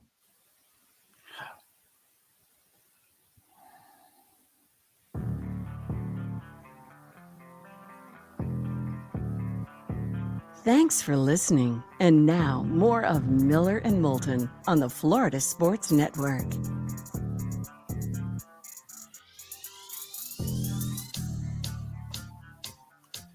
21 minutes after the hour, Miller and Moulton, Florida Sports Network, floridasportsnetwork.com. David Samson to join us a little more than 15 minutes. Pat Kirwan, 40 minutes from now at the top of the hour to talk all things NFL. Do we have a poll question? We do. It's very simple. Do you bet on football? Three choices. Yes, just fantasy, or no. Oh, okay. Glad you threw in the fantasy element there. Because that is gambling. Yeah. Yeah. I mean, if you do a weekly sheet at work for $10, that's gambling. Right. That counts. Okay. So I got to retweet it. But that Mark Miller, the David Moulton on Twitter, floridasportsnetwork.com. Did you work anywhere where there were gambling sheets every week? Because it used to be when I worked for the hockey team, I actually ran the pool. We had a pro football one every week. But I don't see the sheets the way that I used to. I'm in one and pretty happy about it. We're picking winners. But did you have one at any of the TV stations you worked at? Oh, yeah. Were you the one running them? No, I wasn't. But I was oftentimes like the co-pilot. I was, I put it this way. I might be the one to like write all the games out and hand it to the person who then was responsible into turning it into a sheet. That type of deal. What games are we going to, decide that we're betting on this week? I might be the one that decides what's on the sheet, but, somebody else can take care of actually making the sheet. My mother, the school nurse, all right, this was in a day and age, she was a school nurse during the 70s, 80s, and 90s. This was during a day and age in which you could actually post the sheet in the nurse's office as to, who, did what, and then, literally post a sign that says, make sure you get your sheets in by 3:00 Friday, because there was no Thursday night football at that time. So, before you leave, work for the week. Charlie Klein, the gym teacher, in which to make fun of the betting, he would do two sheets every week, Mark, Mr. Left and Mr. Right. The road teams were always on the left. It was, Patriots at Jets, and Mr. Right was the home teams. And so he would submit his two sheets every week. One had all the road teams, one had all the home teams. And Mark, it wasn't uncommon for about once every 3 years, Mr. Left or Mr. Right to win the pool. Love it. The season-long pool. Love it. Right. Mm-hmm. So, and I caught a lot of grief because by the mid-'80s, I was, working in the business, so to speak. So, and my mom, literally, we would do it over the phone. My mom would be like, listen, you didn't get your picks in, okay? I need your picks. And so I would do the picks. And so then, of course, when I would come and visit, the staff would make fun of me and go, for goodness sakes, you're a sportscaster and you suck. Exactly. I feel that way because I'm in a rather large one, and I look at everybody's got, Budman and, Jimmy the Greek and all these different names, and I just put my name on there. So it's pretty obvious where I am on this thing, getting beat up once again because, well, I picked too many damn favorites. So Penn State and Michigan played. They yelled at each other in the hallway, the tunnel. That's one way to put it. And somehow peanut butter and jelly sandwiches were involved. Someone was throwing peanut butter and jelly sandwiches at Michigan players. The funniest thing I saw on like a blog was someone saying, we should throw the book at Penn State. How dare you waste a good PB&J? But Franklin blames Michigan, says there should be a way to go into the tunnel separately and none of this would happen. Harbaugh is blaming Franklin for being the ringleader of the whole thing. Yeah. And then saying, I really don't have time to waste on him and them. Mm-hmm. Little insult to injury after the beatdown that occurred between the two schools. Franklin tried to have it both ways from what I read. He tried to say that they were more at fault, But he did then say, they really should have it in a way in which both schools don't have to go, and cross each other's path. Agreed. But when you play in a stadium that's been there forever. Yeah. By the way, to me, that's up to the officials. All right. It's real simple. Whichever team is geographically closer to the tunnel, they go. The officials just have a wall, and then the other team would just say, hey, hold on a second. These guys need 20, 30 seconds to go. Then you can go. It's real simple. I mean, it's funny. You guys managed to, figure it out when you enter the stadium. How come you can't figure it out when you leave the stadium? Seems to make sense. Not only that, it's a really bad look for both universities, places of higher learning. Well, what's a good college without a food fight? Well, that's true. Can't believe they wasted good PB&Js. And how did that enter the equation? I really would love that explained. Well, that means somebody went into the locker room and took they got to the locker room and said, you know what I'm going to do? I'm taking sandwiches back outside in the hallway to throw them. I'd fire the staffer. Waste a good PB&J. They're wearing helmets and shoulder pads. You're not going to hurt anybody with that PB&J. I don't even care if you have the crunchy. You're not hurting anybody. So that's just something that's out there that I thought was kind of fun, and how it was handled by both respective coaches. Miller and Moulton, time now for our Clutch Vodka play of the day. Felipe, what do you have for us today? Bears rookie safety Jaquan Brisker, his first career interception against Mac Jones, who did not have a good night. Wants to see more play action continue to be called. Here's one floated for Smith, and it's picked. Brisker, the rookie. That's his first. Jonnu Smith was the target, the tight end, and number 9 flashed in and made the one-handed pick. The significance is that just 2-3 plays earlier, Brisker was running up to tackle Mac Jones, and Jones did what you're supposed to do. He slid, and a perfect slide too, Mark, like into second base. Well, you know what happens when a baseball player slides into the base. The foot kind of comes up kind of high, and he kicked Brisker right in the and Brisker had to leave the game. So then when Brisker comes back on the field, he picks Mac Jones. Was a high foot. It was. You don't do that on a neighborhood play. I agree. But it's football, so we can't bean Mac Jones the next time he comes to the plate. The only way Brisker could get back at him was to pick him off. The question is, will Jones get that opportunity? Ever again? Right. For those that missed it, Jones had 3 series, a punt, and an interception, and Bailey Zappi played the final 3 quarters. And when asked after the game, who's your starting quarterback, Bill Belichick did not answer the question. All righty then.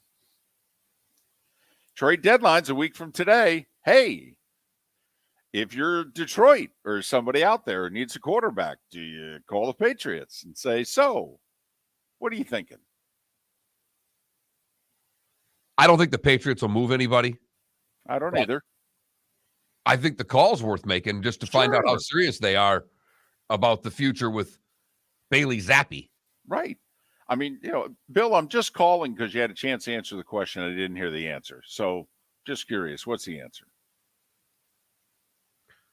Miller and Moulton. We'll switch gears and talk baseball with David Samson. He is next right here on the Florida Sports Network. Miller and Moulton here for the Clutch Vodka play of the day. Mark, remember Nick Charles, Fred Hickman, the CNN play of the day? Yeah, CNN did a nightly sports show. That was a while ago. Yes, it was. Just work with me. Everyone liked the pod, the play of the day. So how about we have the Clutch Vodka play of the day? Sounds good. Fun. Smooth. Like Clutch Vodka. Listen weekday mornings for the Clutch Vodka Play of the Day. That's Clutch with a K. David Moulton for Napa, Napa Auto Parts, and Napa Filters. Insist on Napa filters for your vehicles, or if you're a do-it-yourselfer, only buy Napa filters. Napa has a filter for almost anything on earth that moves, whether it's motorcycles, foreign and domestic cars, vans, SUVs, earth-moving equipment. You get the idea. Napa Auto Parts, Napa filters. Insist on them for your vehicles, or if you're do-it-yourselfer, only buy Napa filters. Don't miss the Miami Dolphins watch party every Sunday at the Seaside Bar and Grill in Bonita Springs. Presented by Clutch Vodka. The Seaside will be serving Clutch Vodka drinks, including the awesome Bloody Mary bar at the Seaside. If you can't be at Hard Rock Stadium, come have fun at the best place in town to watch the Dolphins and enjoy the best, clean, crisp, smoothest vodka. That's Clutch with a K. Miami Dolphins parties every week at the Seaside Bar and Grill on Old 41 in Bonita Springs. Powered by Clutch Vodka. Mark Miller for SWFL Golf Carts, or online, flgolfcarts.com. If you're looking for a golf cart, an e-bike, or an e-motorcycle, go visit Alex and the gang at SWFL Golf Carts. flgolfcarts.com online. Check out their whole inventory. If you're looking for a custom cart, they can take care of you. 2-seater, 4-seater, 6-seater, they've got you covered.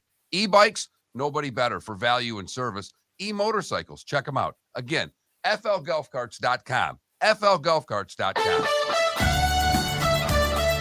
You were listening to Miller and Moulton on the Florida Sports Network.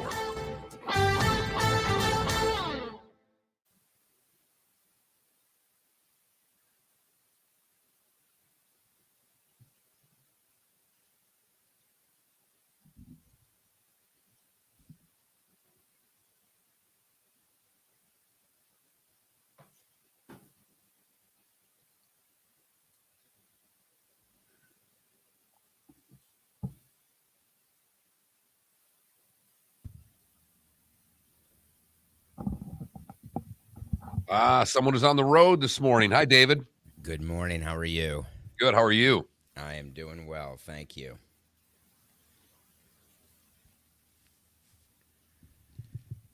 Where are you coming to us from today?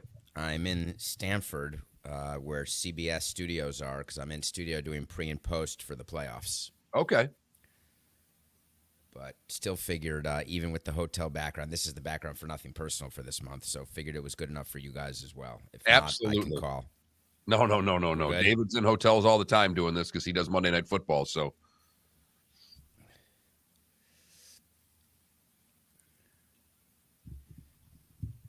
Did you see that Adidas finally got rid of Kanye? Yes. Yeah. Do you think, I just saw your retweet of that girl's statement there. Do you think there'll be retaliation towards her from Adidas? I think it's so public that probably not, but anything less public with someone doing something like that, there would be. In the old days, if you did something like that on a MySpace page or even a Facebook page, you'd fire that person immediately. Yep.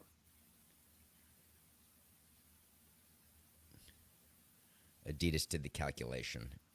Firing her wouldn't make sense, financial sense, and keeping Kanye no longer made sense.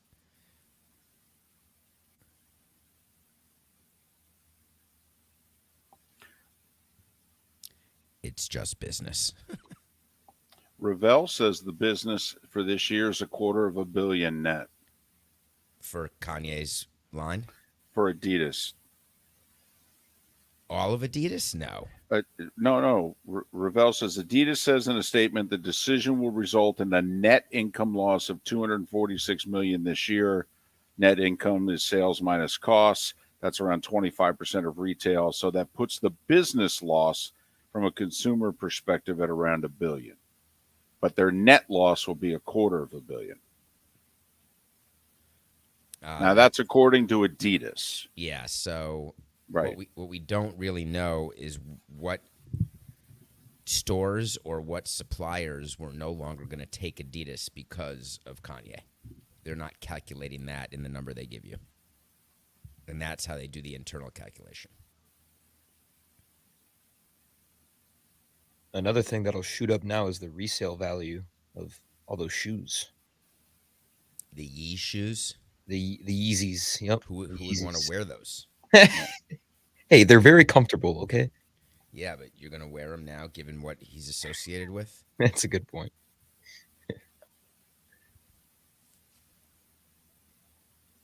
Fans will be fans, though.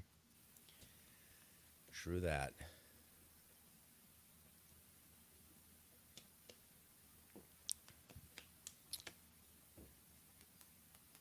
Someone's asking in our Twitch chat room, have you ever done any ultra marathons?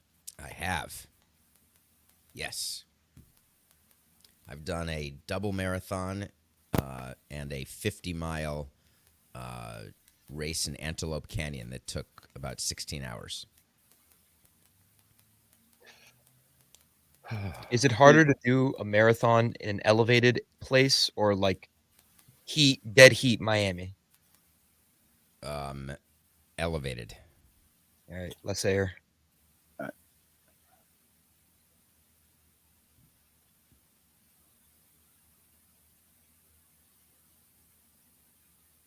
30 seconds. I'm going to ask you a question about this on the air, if that's okay. You can ask me anything. You should know that by now. I know. I'm just want to make sure. I won't answer anything I don't want to. I know that as well. Too. 10 seconds.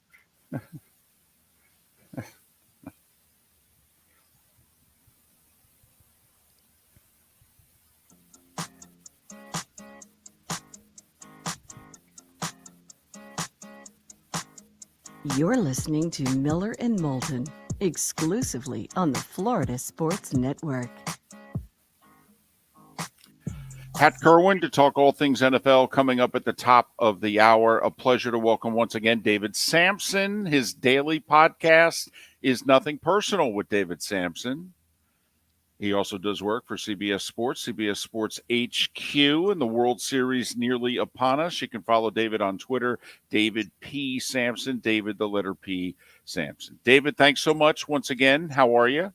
I'm doing great. Thank you very much. I love Tuesday mornings with you guys. Well, we love it with you. Thanks for your time. Before we get going, there's been a lot of questions. We were just talking about the peanut butter and jelly sandwiches, and somebody asked whether or not you eat those when you're running your marathons. For all the physical stuff that you do, is this all post your Marlins baseball career, or were you doing some of this while an executive? No, I started in 1996 when I was delivering newspapers in Europe. That was my first marathon. I did the Ironman in Hawaii in 2006. After we won the World Series, I was still president of the Marlins, and I became the first and still only active team president of any sport to complete the Hawaii World Championship Ironman, and that was 2006. I did a double marathon in 2012 to raise money in honor of the workers who built Marlins Park, and raised about $500,000 for charity. And I was still in baseball. And then 777, 7 marathons in 7 days. That happened just a few months after I got canned, but that raised well over $1 million for charity. So I've been doing it consistently, except for the last 2 months. Can't even imagine. When does the euphoria hit you? I've talked to people that have run marathons, and they say, mile 20, when you're doing the Ironman and you're going through all that, when did, not the loose consciousness part, but when you just start having the euphoric feeling, when did those come at you in the Ironman? Well, Ironman was interesting because I was one of the athletes who was focused on for the NBC show hosted by Al Troutwig. So there was a camera following me the whole time. And there are cutoffs. If you don't get done with your 2.4-mile swim in a certain time, they don't let you do the bike. If you don't get done with the bike in a certain time, they don't let you do the run. And I was doing math the entire time, which is how I keep my mind free, is doing calculations. And I was concerned on the bike ride, which is 112 miles. I was going 5 miles an hour down a hill in Hawaii because there was wind in my face. So I don't know if you're a cyclist, going 5 miles an hour down a hill is incredibly upsetting. And I was worried I wasn't going to make the cutoff, so I started crying on the bike. And I had to go to the bathroom. I didn't have time to get off, so I had to go to the bathroom on the bike. And then I finished, and I made it by about a half hour to start the marathon. And it was devastating just to think that you still had to run a full marathon after being on the course for 10 hours. But then at mile about 15 of the marathon, I did the math and I knew even if I crawled that I would be an Ironman because you have to finish in 17 hours. So that moment is when euphoria happened, and I finished in 15 hours and 36 minutes. So I had an hour and 24 minutes to spare. So it was a year of training, a year of pain, a year of not going out on weekends. And now I'm an Ironman with an Ironman tattoo, and I loved it. David Samson, Nothing Personal is his daily podcast, and he does work for CBS Sports HQ. He'll do pre and post with the World Series, which gets underway on Friday. You know, the Phillies have brought your Marlins team back into the news because, well, you guys were 21 and 29. Okay, before you went on your run, and that just happened to be the Phillies record the day before they fired Joe Girardi. And so, you know, it goes back 3 years ago. The Nats were 19 and 31. I mean, David, many of us, when teams have that kind of record at about the 1/3 pole, we give up on you. Well, the odds say you should. The reason why the 03 Marlins are in the paper right now is that we fired Jeff Torborg and then hired Jack McKeon from outside the organization, and he then went on to win a World Series with us that same year. What the Phillies are doing, they fired Joe Girardi. I think it was 22 and 29 for myriad reasons, the most of which is that Joe is not the right manager for this clubhouse, maybe for any clubhouse. And Rob Thompson was already there, and he was a natural fit to step up. The players knew him, the players loved him, and the players were ready to perform for him. So everything sort of happened, and then they just kept it up. But managerial changes happen every season, as you know, and it's rare that it leads to a World Series berth. That's why there's a callback to the 03 Marlins. But there have been managerial firings every year since 03, but it's working again this year in 2022.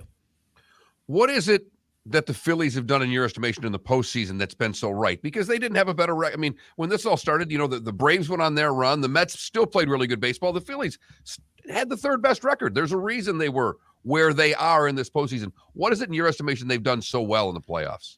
They've basically masked their defensive liabilities, and they have found two aces at the top of the rotation, and the offense that they put together is hitting. And it's hard to hit in the playoffs, but they're doing it. It's easier to pitch in the playoffs, but it's hard to have two aces. But if you have two aces and then everyone's pitching and you have a strong bullpen and you have an offense that's hitting and you have Bryce Harper who's hitting 400, you're going to win games. And that's what's happened with Philly. They're hitting on all cylinders, and they're playing a team, the Astros, who are exactly the same. Everybody is playing well for them other than Altuve, shockingly, but he seems to have woken up. So it's going to be one heck of a series. David, the Phillies, and I don't know if they're paying lip service to their fan base or not, but to a man, they are talking about how their home crowd and what it has done for them. Well, first off, they swept the Cardinals, and that series was in St. Louis. Then they had to play two in Atlanta and get a split before they came home. But, you know, even Kyle Schwarber, who's played in Chicago, who's played in Boston, he has said, you know, I've never experienced anything like this. I mean, you guys were playing in the football stadium. You guys had 70,000 at your games. Did you, as an executive, believe that it made a difference? Not one bit. So, listen, we always viewed Philadelphia and Citizens Bank as one of the loudest stadiums. No question about it. The fans there, to me, are second to the Red Sox in terms of vitriol and anger and hatred that gets spewed upon players and executives. But I think that is a very overdone thing. It's what we're taught in PR, right? When you win a championship and the media comes to you and they put a microphone in your face, you're taught that the first thing you do is you thank the fans. Now, some owners don't do it, but you're supposed to. And some presidents don't do it, but you're supposed to.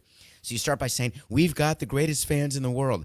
Go back to every World Series or every championship in any city, and it's always the same opener. We love our fans. Now, is it loud in Philly? Yes. But frankly, if there were 10,000 people or 40,000 people, it's the play on the field that is deciding these games. And that's where the Phillies are playing better than any other team in the National League, which is why they won the pennant. So I'm not willing to say the fans are the reason the Phillies are there. I want to give you a bump from just former executive to say former owner. If you were Hal Steinbrenner right now, what would you do with the Yankees? So the question is, can I rephrase that? The Yes. question is, what does Hal's therapist tell him about his relationship with his father?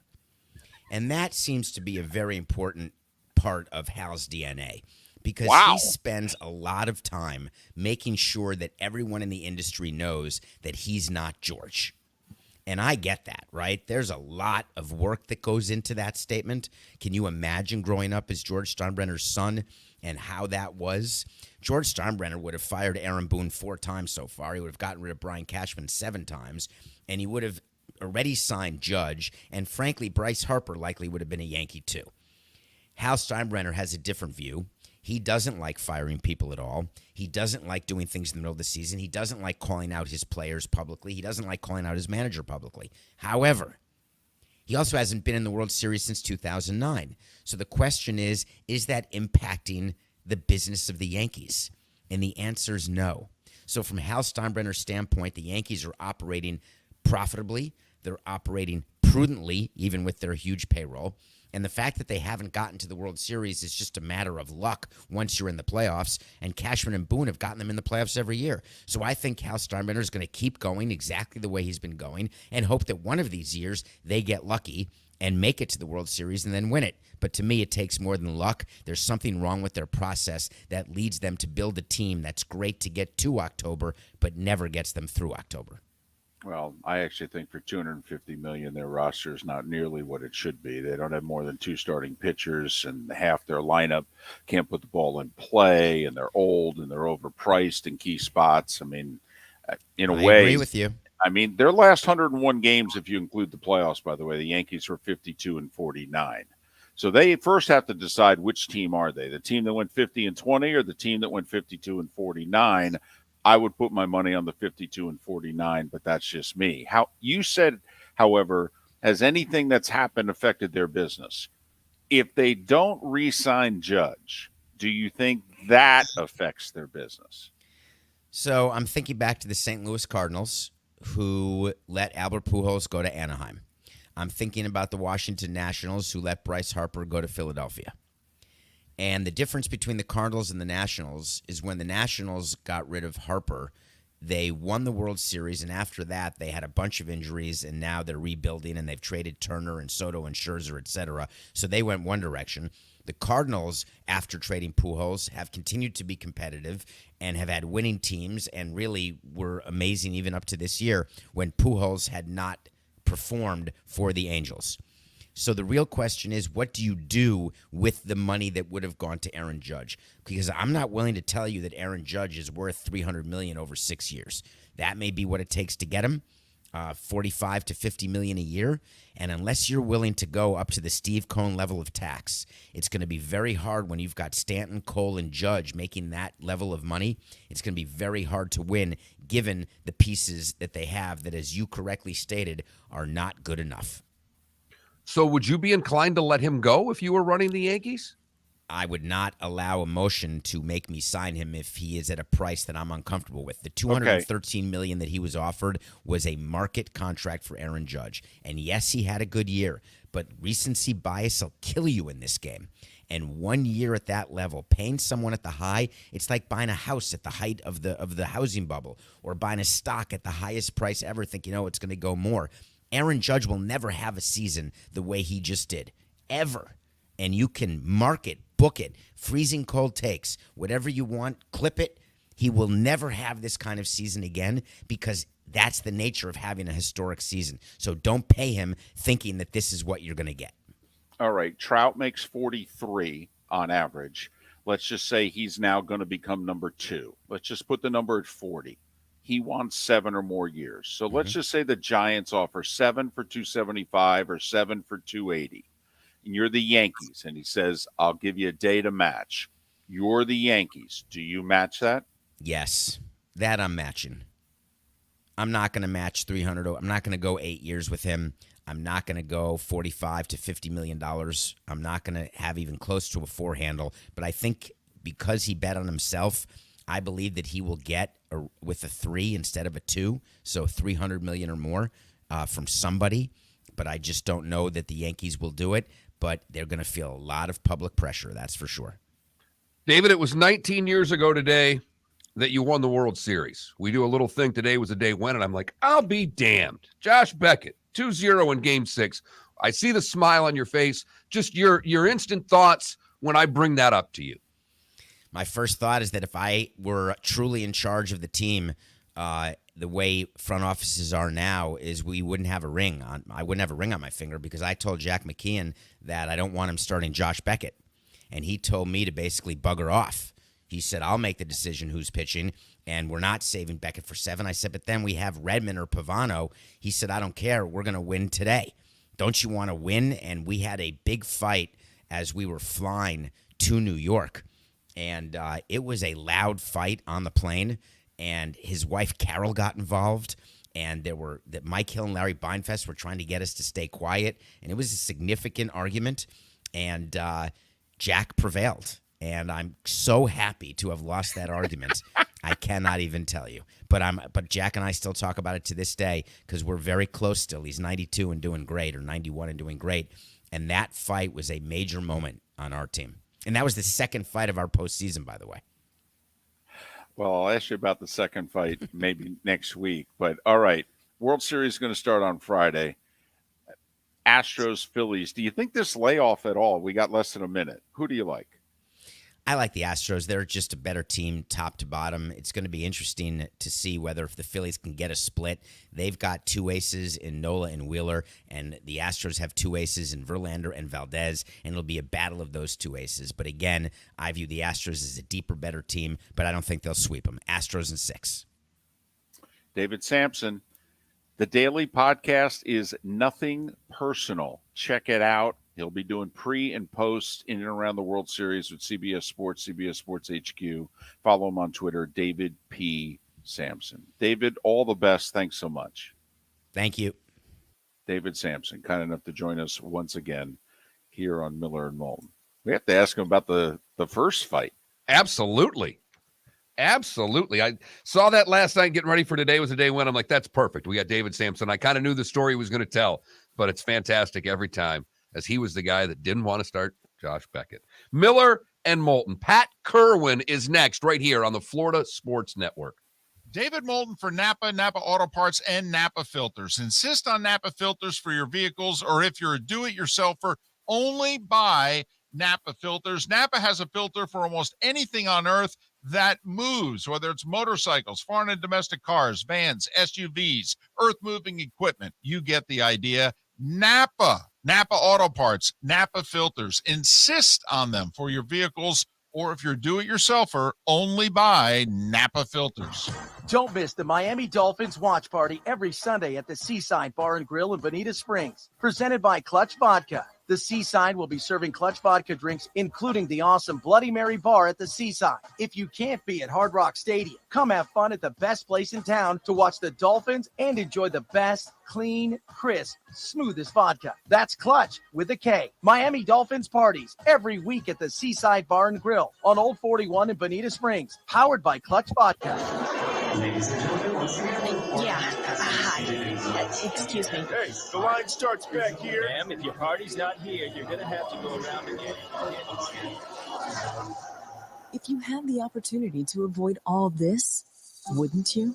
Salt Live is the official transportation provider of the Miller and Moulton Morning Show, making your trip to and from the airport seamless and stress-free. Salt Live is supported with the help of local partners like the Bayfront Inn. Gather your family and friends and enjoy a leisurely day on the water with a pontoon or deck boat. If you prefer to explore the waterways without a motor, the Bayfront has canoes, standboards, and kayaks. At the end of your journey, enjoy lunch or dinner at the Bamboo Tropical Bar and Grill. The Bayfront Inn, something for everyone on 5th Avenue in downtown Naples. BayfrontInNaples.com. When you need a ride, book with Salt Live Transportation, 308-8686, or book on saltlivetransportation.com. Miller and Moulton here for the Clutch Vodka Play of the Day. Mark, remember Nick Charles, Fred Hickman, the CNN Play of the Day? Yeah, CNN did a nightly sports show. That was a while ago. Yes, it was. Just work with me. Everyone liked the pod, the Play of the Day. So how about we have the Clutch Vodka Play of the Day? Sounds good. Fun. Smooth. Like Clutch Vodka. Listen weekday mornings for the Clutch Vodka Play of the Day. That's Clutch with a K. Mark Miller for SWFL Golf Carts or online, flgolfcarts.com. If you're looking for a golf cart, an e-bike, or an e-motorcycle, go visit Alex and the gang at SWFL Golf Carts. flgolfcarts.com online. Check out their whole inventory. If you're looking for a custom cart, they can take care of you. 2-seater, 4-seater, 6-seater, they've got you covered. E-bikes, nobody better for value and service. E-motorcycles, check them out. Again, flgolfcarts.com. flgolfcarts.com. You were listening to Miller and Moulton on the Florida Sports Network.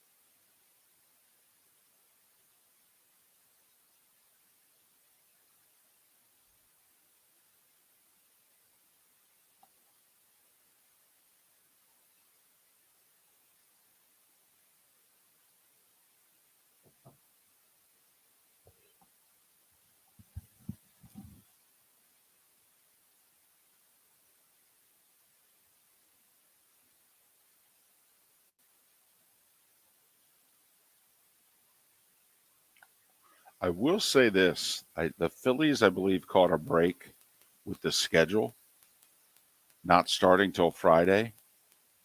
They get to go from starting Wheeler in Game 5 of the Padres series to starting them Game 1 of the World Series. Hey, Pat. Good morning, fellas. Pat, you about ready to be a Floridian again? Yeah, very shortly. I had to go down there. My wife's going down a few days before me. I just got too much crap up here, just wrapping up the house.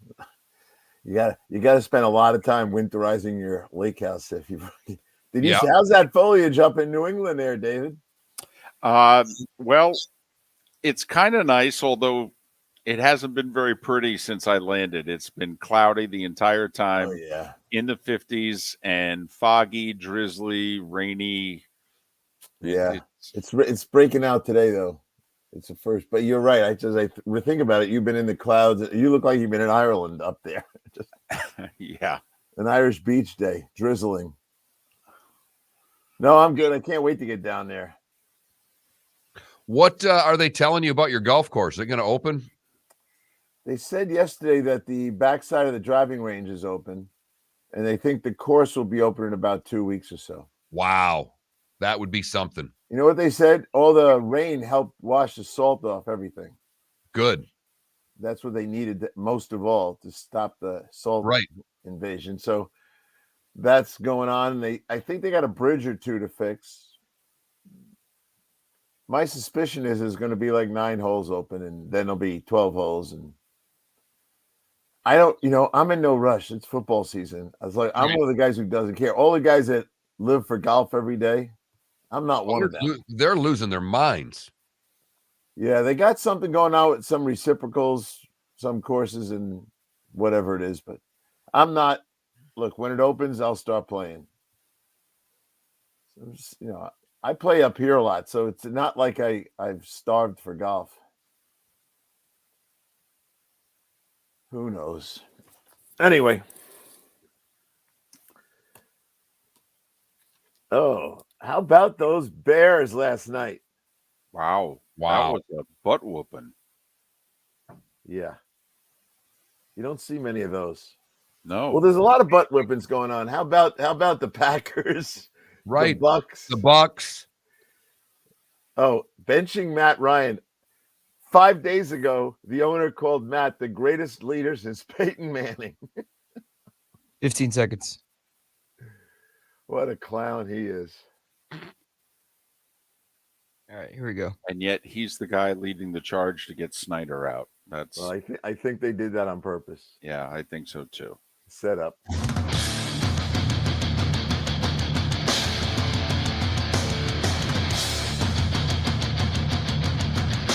You are listening to Miller and Moulton, exclusively on the Florida Sports Network. And now here's Mark Miller and David Moulton. Final hour of Miller and Moulton in Lake City and surrounding areas. Tampa, St. Pete, Port Charlotte to Venice. Halfway home in the 239. Miller and Moulton, the Florida Sports Network, floridasportsnetwork.com. Kevin Brockway in a little over 30 minutes. We'll talk a little Gators football, the rivalry with Georgia, whether or not the game stays in Jacksonville, 22-point underdogs in the cocktail party. But first, Pat Kirwan to talk all things NFL. He of NFL Radio's Moving the Chains, weekday afternoons and Saturdays during the football season from 2 to 5, and CBS's NFL Today show. Pat joins us once again courtesy of Pinchers, and they took it on the chin thanks to Ian. A couple of their locations are going to be out of service for a while, but for the most part, in talking to Tony, Pinchers and his family made it through it pretty well. Pinchers from Tampa to Key West and a lot of points in between. Pinchers, because you can't fake fresh. How are you, Pat? I'm doing fine, fellas. We're deep in the middle of the season now, and so many shocking things last week. I'm sure you've been talking about Brady and Aaron Rodgers. The AFC quarterbacks are just pulling away. And you look at the top 5 touchdown throwers, and they're all AFC guys. And when these other older guys retire in the NFC, their void is going to be big. And they're going to have to start doing what the AFC did, start drafting well. Otherwise, you're going to get left behind with the football world that we're in. How far behind are the Bucs right now? I mean, they're in a bad division, so the playoffs are still right there. They're leading the division. They'd be in them if it's done today, but they're playing lousy football, Pat. What is going on with Tom Brady? I think Tom, he's got guys dropping touchdown passes. I talked to Coach Bowles yesterday. He just said, we got a lot of things wrong and we have to fix them ourselves. He said, the cavalry is not coming to save us.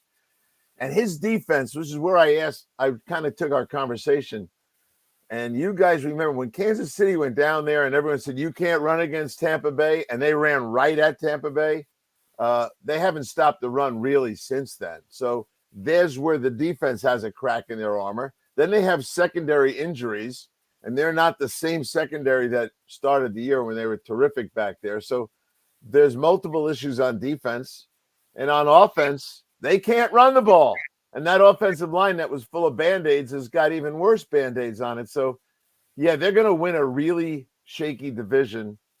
But I would ask David, since he liked them coming into the season, I don't think we anticipated this. And they're not going very far, even if they win the division. Well, Pat, not to be repetitive, but if I'm Jason Light, I am all in this year. I'm treating this year the way the Rams treated last year, because this is the last year I have Brady. So this is the last year I'm a Super Bowl contender for the next few years, I have to assume. So to me, almost all my draft picks are in play. Like the move the Jets made yesterday. They lose a running back, they go get one. They give up a 6th that could become a 5th. Well, the Bucs have a 5th, a 6th, and a 7th. They got a 1st, a 2nd, and a 3rd. They got about $10 million in salary cap space. Figure it out. Figure it out. There are players out there that can be had. You have holes. You have 10 weeks to fill those holes before the playoff starts. That's a long time. Get to work. You don't have 10 weeks. You have 6 days, 7 days. And then it'll be over. The pool of talent that's realistic will be gone. I'm with you, but give me the 2 positions you'd spend your money on and your tight end round picks. Tight end. I think it's clear that Brady, throughout his career, he operates in the middle of the field. They don't have anyone in the middle of the field. They need a tight end. I'm calling the Dolphins about Gesicki, and if that doesn't work, I'm calling the Bears about the Notre Dame kid, Cole Kmet. Okay, and I think I can get Kmet for less than I have to give up for Gesicki. But I'm getting Tom a tight end. That's number 1. B, I'm calling Ndamukong Suh. Okay, I need a big guy next to Vita Vea to talk about what you just did. The first thing we got to do is stop the run, for goodness sakes. And then I'm calling the players in and saying to Devin White, how come you're missing the most tackles in the league? For goodness sakes. Okay, do your damn job. Okay, but I'm making some changes, Pat. All right, Mark and I are both hockey guys, and there are times in which you just need to get new faces in the room. And if I'm the Bucks, clearly there's blank going on there. And if I'm the GM, I'm going to start creating some blank. Well, I love the anger and I like the solid attitude. So I asked Todd Bowles, "Are you ready to bench guys?" His answer was, "For whom?" That's the problem with NFL rosters. You can't bench guys for two major reasons. You know it. Cap reasons, and there's no one behind the starters. I know.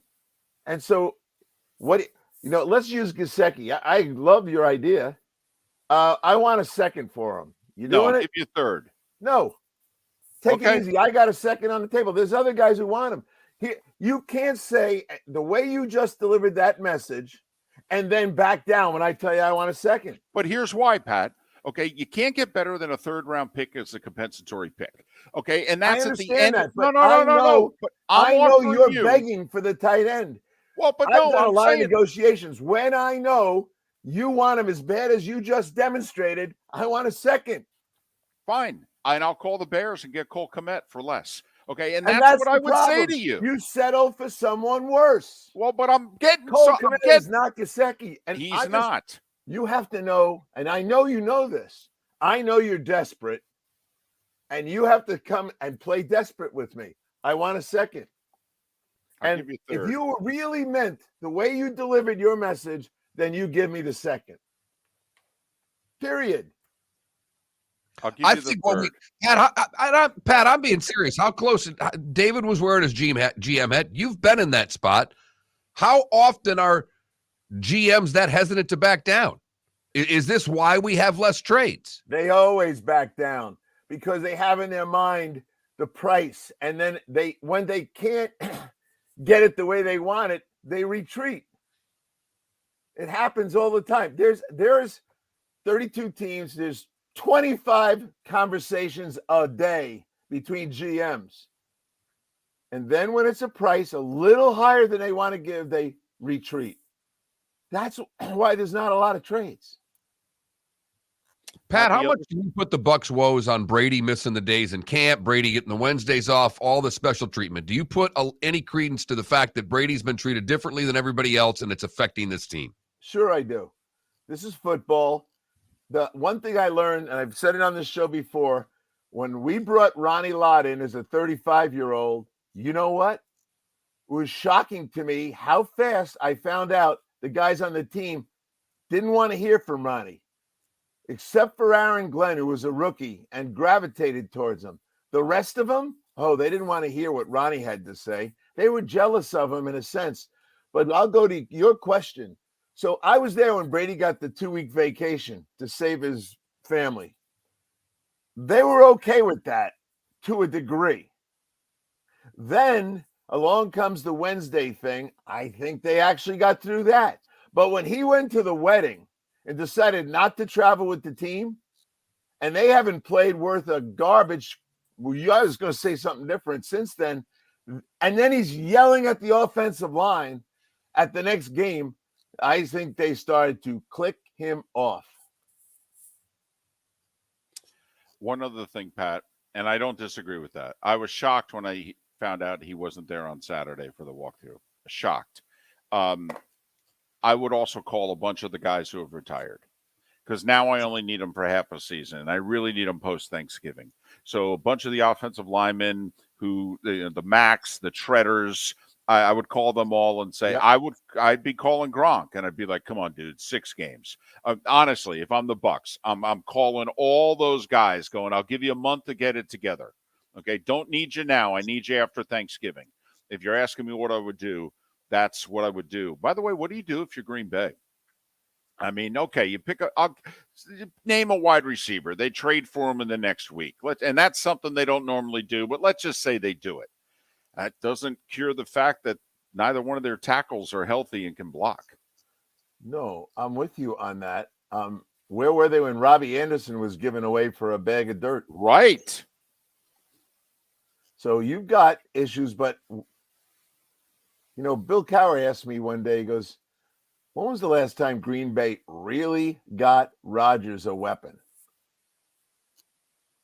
So would you call Antonio Brown? How far would you go, Mr. GM? I bring him in for a workout. Put it that way. I bring him in for a workout. Here's how that works. The agent says he's not working out. He'll come in and visit you, but he's not working out. I've had 100 of those. Now what are you going to do? Move on?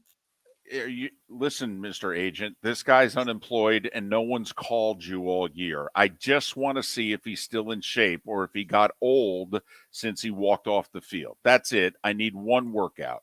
You find out while he's working out on your team. He's not going to work out. Now, you know, and I know that Antonio's crazy. So the agent's already been told by Brown, I'm not working out for these guys. I say that because it happened to me 100 times. Art Monk worked out for me because he said, I'll do it, no problem.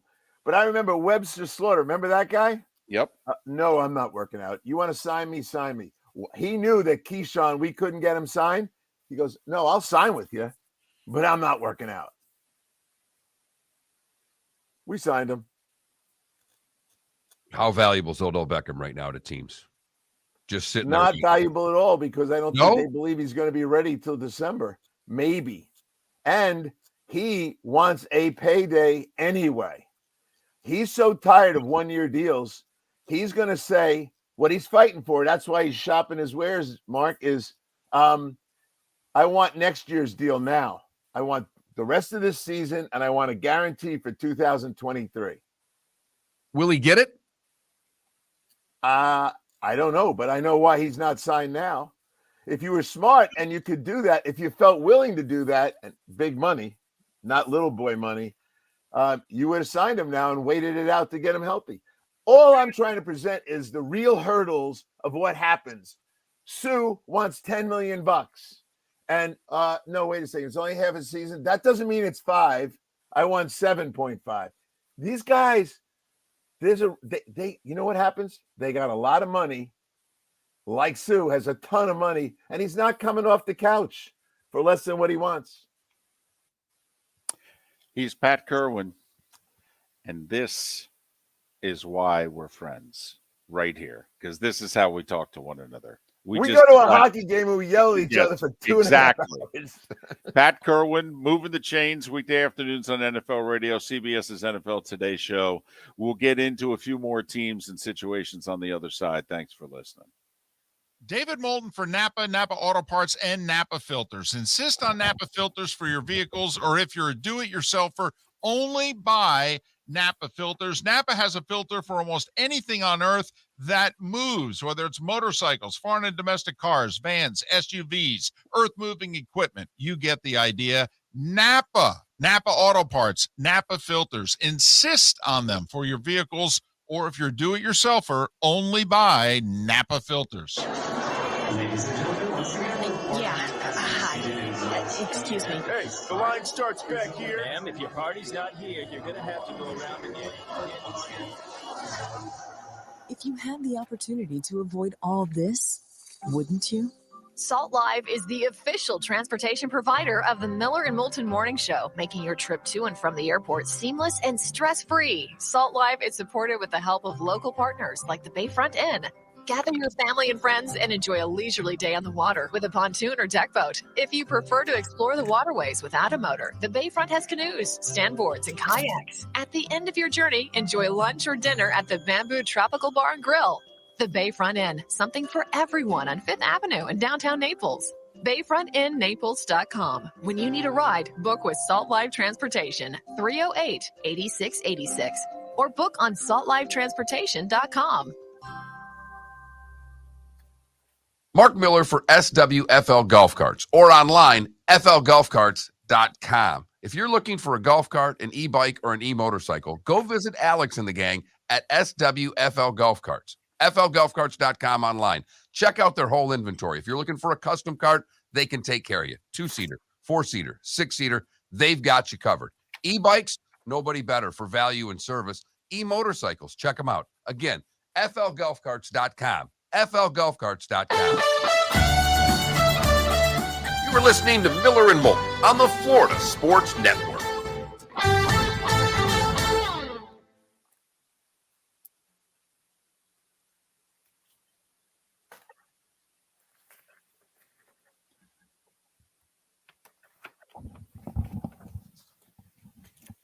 Pat, are you there? I'm right here. Um, You were looking good last night. Got a little FaceTime. yeah, that was interesting that happened. Your booth is open air for everyone, right?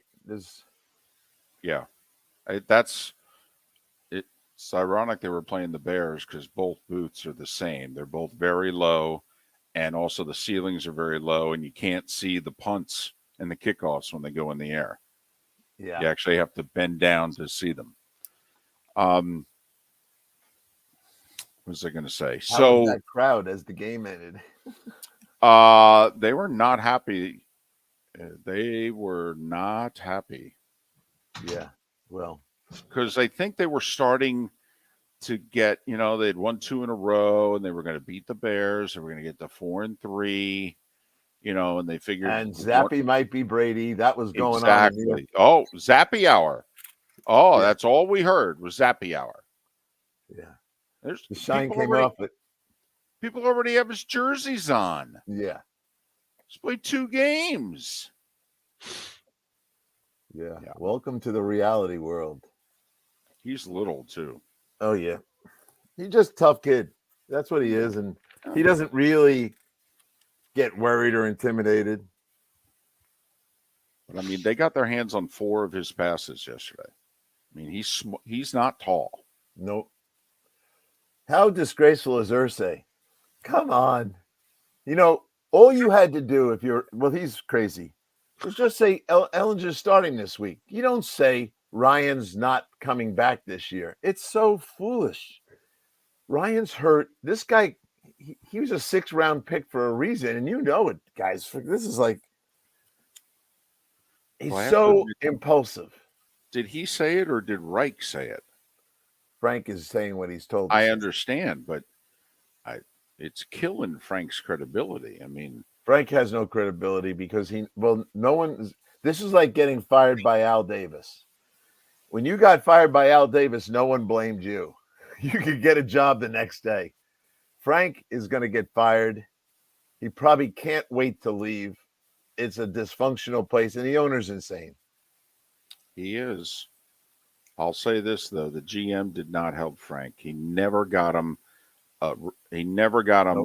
Skilled players for any of his veteran quarterbacks. No, he should go too. He was the star of the GM world there for 3 years ago. 3 years ago, he had the best offensive line, and they were right on the cusp, and he didn't get them over the hump at all. And the line got worse. Take it easy. No, and Irsay and the whole thing with Snyder, it's kind of like I think most of the owners are laughing hysterically that he's the one opening his mouth. They can't stand Jim. Well, I think it's ironic because I think it's owner 31 criticizing owner 32. That's right. I totally agree with that. I will say this. What I'm waiting for is however long down the road, I'm waiting for one of the female owners. I think when the report comes in, whatever it's going to say, we've got a female owner in Detroit, New Orleans, Tennessee. I think you're going to see a female owner step forward and go, yeah, I'm not really comfortable with this. And when that happens, that's going to put a lot of pressure on the other guys. I agree with that. The question is, will they step forward? Well, you know who may step forward? I'm just throwing this out there. I know she's sick, but she's got his ear. I wonder if Pugula will step forward because of his wife. 15 seconds. I'm just throwing that out. I'm just curious about that. Well, he has a little bit of credibility in the league. A little bit. He has some, but he's also, if he does it, he's gonna draw attention to her. Here we go. They've been trying to keep that as low as possible. Yeah, that's true.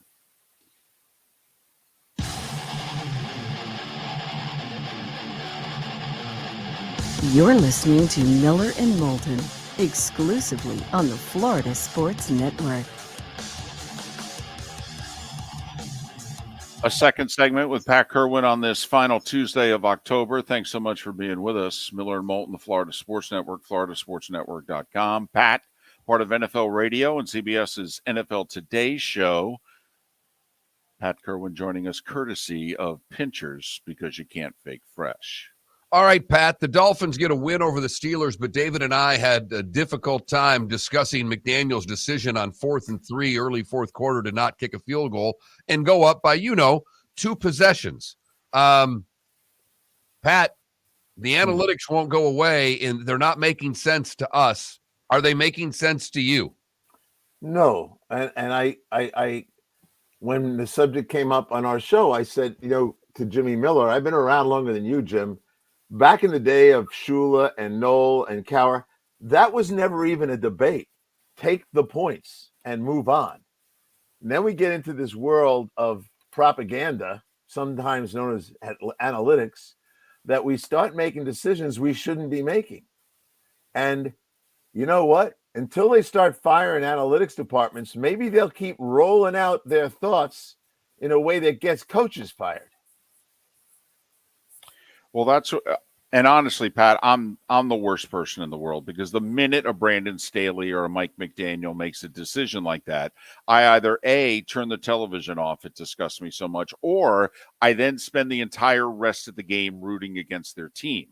Okay, because I do want one of these guys to get fired because of a decision like this that they make. I really do. I mean, there's a reason Parcells and Cowher and certain coaches that when they got the lead in the second half, they always got the horse into the barn, because they made good, solid, sound decisions in which you needed an earthquake to come from behind against them, because they never did anything to hurt their team. Pat, what is a head coach's number one responsibility?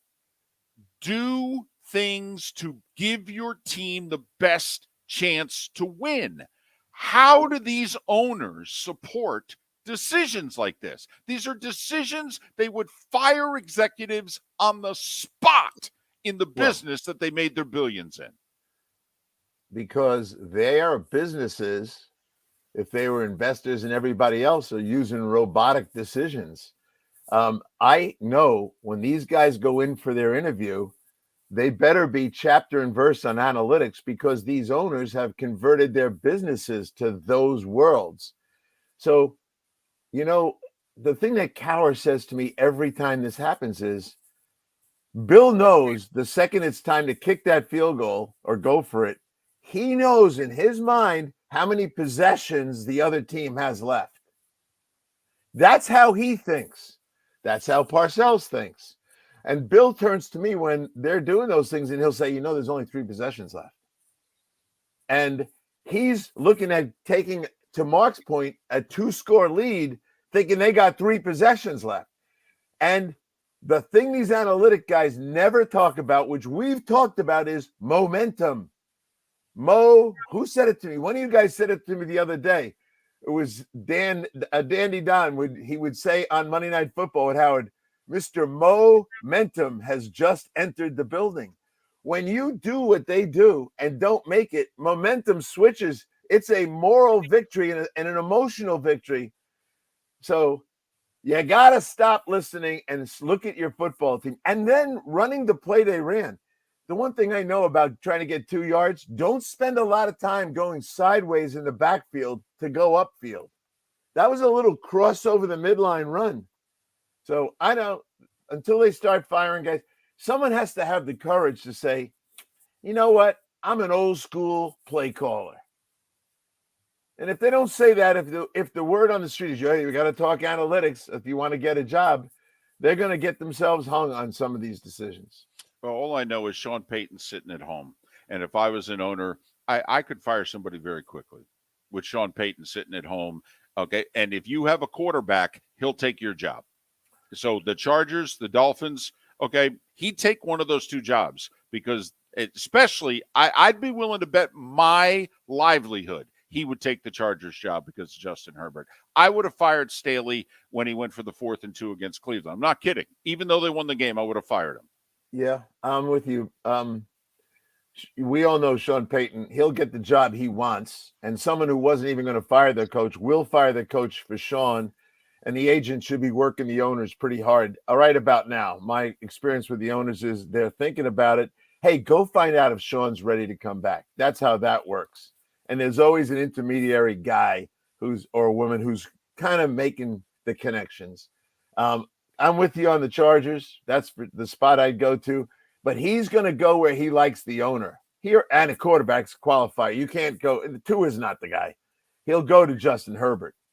But the owner better be in agreement with what Sean wants. There's no debate about what's going to happen. You must stay out of the whole mix, Mr. Owner, and I will be bringing in the GM, not you. That's how it works when you want a big-time guy. What's Pete Carroll got going on in Seattle right now? I mean, my goodness gracious, they're leading the division. They scored 37. Geno Smith looks like a new man. What the hell's going on in Seattle right now? Well, Mark, you and I had a conversation over the summer, and, I said, I'm not saying this because he's my friend, but he's enthusiastic about Geno. And he said to me, he goes, Geno always could throw the ball, and Geno can move, and Geno knows our offense. It was just that he was an immature baby in the Jets and didn't know a lot of things about life in general. So he's been excited about Geno, and I kind of thought, well, that's Pete for you. He's just going to rev up his team and try to build this guy up. But I think the truth is Geno's pretty good in what they're trying to do. Then he hits on Walker. Hope he stays healthy. And he just keeps bringing in more. He played Bruce Irvin the other day, 24 plays. So he just keeps bringing in more pass rushers and guys that can keep going. Look, I don't think they're going to win the division. I think San Francisco is going to win the division. But when you look at how this wild card race is going, he's in it. Now, the Giants, to me, only have to win 4 more games, and they're in as a wild card. And you think about, they got the head-to-head with Green Bay. Green Bay's going the wrong way. They got to go 7-3 to get the 10 wins, and 10 wins isn't going to get them in over the Giants because of the head-to-head. And they still have Dallas to play. They still have a couple of major games. So Seattle, when I look at it, they got a shot at one of the wild card spots. Dallas and the Giants are going to get them. Then it's going to come down to Seattle or Green Bay. Pat, we're pressed for time, but we think 9 will get into the NFC because 9 got in last year, which means we think the Giants only need 3. And think about Giants at Seattle this week. Mm-hmm. All right. Let's just say Seattle wins it. This could be a wild card tiebreaker if someone else is going to win that division. But if Seattle gets to 9-8, if they get there with the right 9, and this Sunday could be part of the right 9. I agree. And it might be the closer for the Giants if the Giants win. Make reservations for the first postseason game. Is anybody in the NFC playing better than – honestly, right now, if we did the Pro Bowl starter at quarterback in the NFC, is anybody playing better than Geno Smith? Think about what I just said out loud. No, I agree with you. You can't make a case. Jalen Hurts, maybe. No, yeah, I like Hurts quite a bit, but Geno is in the conversation for the top performer – excuse me, in the conference. Pretty good. Wow. Hey, you know what? This is why the 3 of us love pro football. I mean, he's Lazarus. He's been resurrected. Under center today, Lazarus. Look, and he's another 75% completion day. I didn't know Lazarus was a second-round pick out of West Virginia. That was amazing. And the thing is, I don't think Lazarus knew there were time zones either.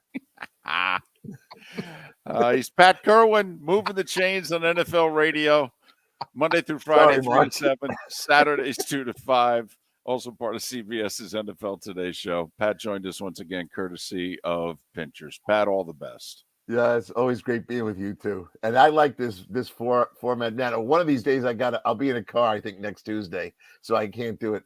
I'm not going to go on this Zoom kind of thing while driving. That's not happening. Good deal. See you, fellas. For Napa Auto Parts, and Napa Filters. Insist on Napa Filters for your vehicles, or if you're a do-it-yourselfer, only buy Napa Filters. Napa has a filter for almost anything on earth. that moves, whether it's motorcycles, foreign and domestic cars, vans, SUVs, earth-moving equipment. You get the idea. Napa Auto Parts, Napa Filters. Insist on them for your vehicles, or if you're a do-it-yourselfer, only buy Napa Filters. Mark Miller for SWFL Golf Carts, or online, flgolfcarts.com. If you're looking for a golf cart, an e-bike, or an e-motorcycle, go visit Alex and the gang at SWFL Golf Carts. flgolfcarts.com online. Check out their whole inventory. If you're looking for a custom cart, they can take care of you. 2-seater, 4-seater, 6-seater, they've got you covered. E-bikes, nobody better for value and service. E-motorcycles, check them out. Again, flgolfcarts.com. flgolfcarts.com. Ladies and gentlemen, once again. Yeah. Hi. Excuse me. Hey, the line starts back here. Ma'am, if your party's not here, you're going to have to go around here. If you had the opportunity to avoid all this, wouldn't you? Salt Live is the official transportation provider of the Miller and Moulton Morning Show, making your trip to and from the airport seamless and stress-free. Salt Live is supported with the help of local partners like the Bayfront Inn. Gather your family and friends and enjoy a leisurely day on the water with a pontoon or deck boat. If you prefer to explore the waterways without a motor, the Bayfront has canoes, standboards, and kayaks. At the end of your journey, enjoy lunch or dinner at the Bamboo Tropical Bar and Grill. The Bayfront Inn, something for everyone on 5th Avenue in downtown Naples. BayfrontInNaples.com. When you need a ride, book with Salt Live Transportation, 308-8686, or book on saltlivetransportation.com.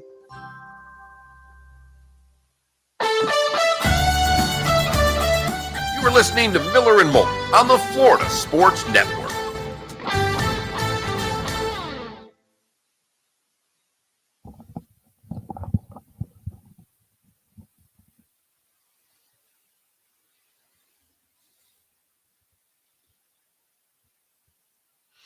And to the gentleman who asked if the plays had worked, would that change my mind? No. No.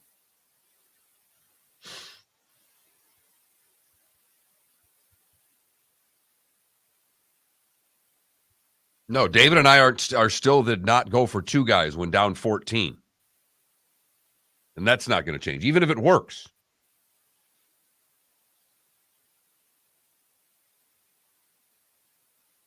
No, in fact, there's a part of me that thinks, man, I really have to get rid of this guy now because now he'll do it more.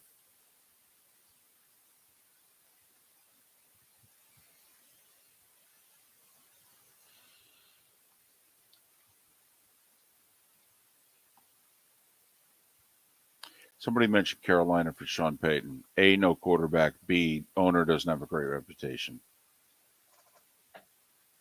I mean, think about it if you're a Sean Payton. He just gave a guy a 7-year contract and fired him after 2 1/3 years. That doesn't work. I don't think Sean Payton's interested in going to a team that's drafting a quarterback. I think he'd rather go to a team that's already drafted a quarterback and he's seen that quarterback play in the NFL. Because it's not like Stroud or Young or any of these guys are, considered Peyton Manning's or Andrew Luck's or can't miss guys.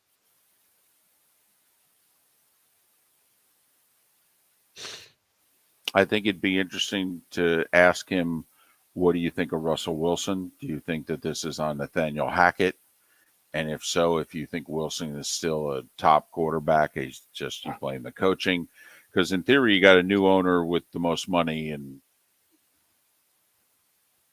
the owner, I think, would give Sean whatever he wanted.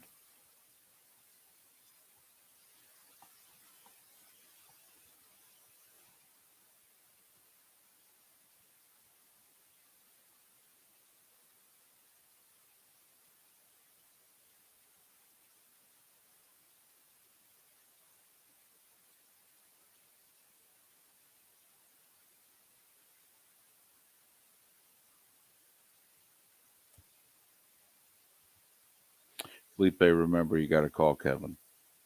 Gotcha.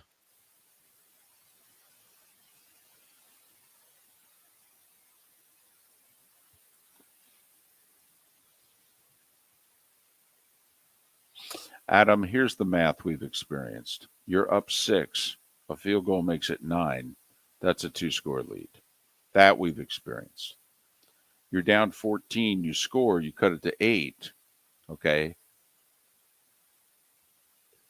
Kick the extra point, now you're down 7. Now you're in position to tie the game if you score a touchdown, or if you want to go for the win, go for the win. Okay. And David and I are no problem with the going for the win on the second one, but don't want to get into a position where the 2-point conversion, missing it the first time, could cost us an opportunity to even tie the game. I don't agree with it. I don't care what the damn analytics say. I mean, we've said it on this show for over 10 years. If you told a coach before the game who was the underdog, you get one play from the 2-yard line to win, we think they would all take it. And yet in the position, they don't do it.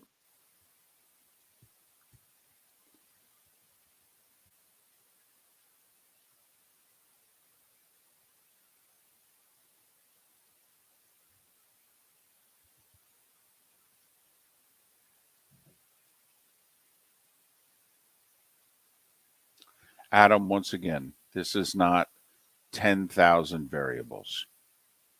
All right, this is a game that is taking place in the moment right before our eyes based on all the variables. Like in the 10,000 variables, they don't take into account that the other team is offensively challenged with a rookie quarterback like Kenny Pickett and the Steelers were. That's not factored in the analytics equation. It's just generic down distance, yard line. Well, Kevin's on holder back in 10 seconds. There's a lot of other things that play into it. Here we go.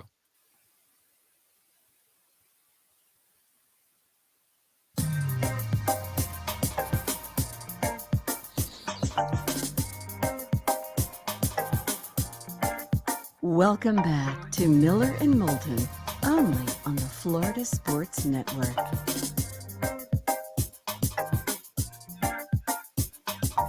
"22 minutes before the hour, Miller and Moulton, Florida Sports Network, floridasportsnetwork.com.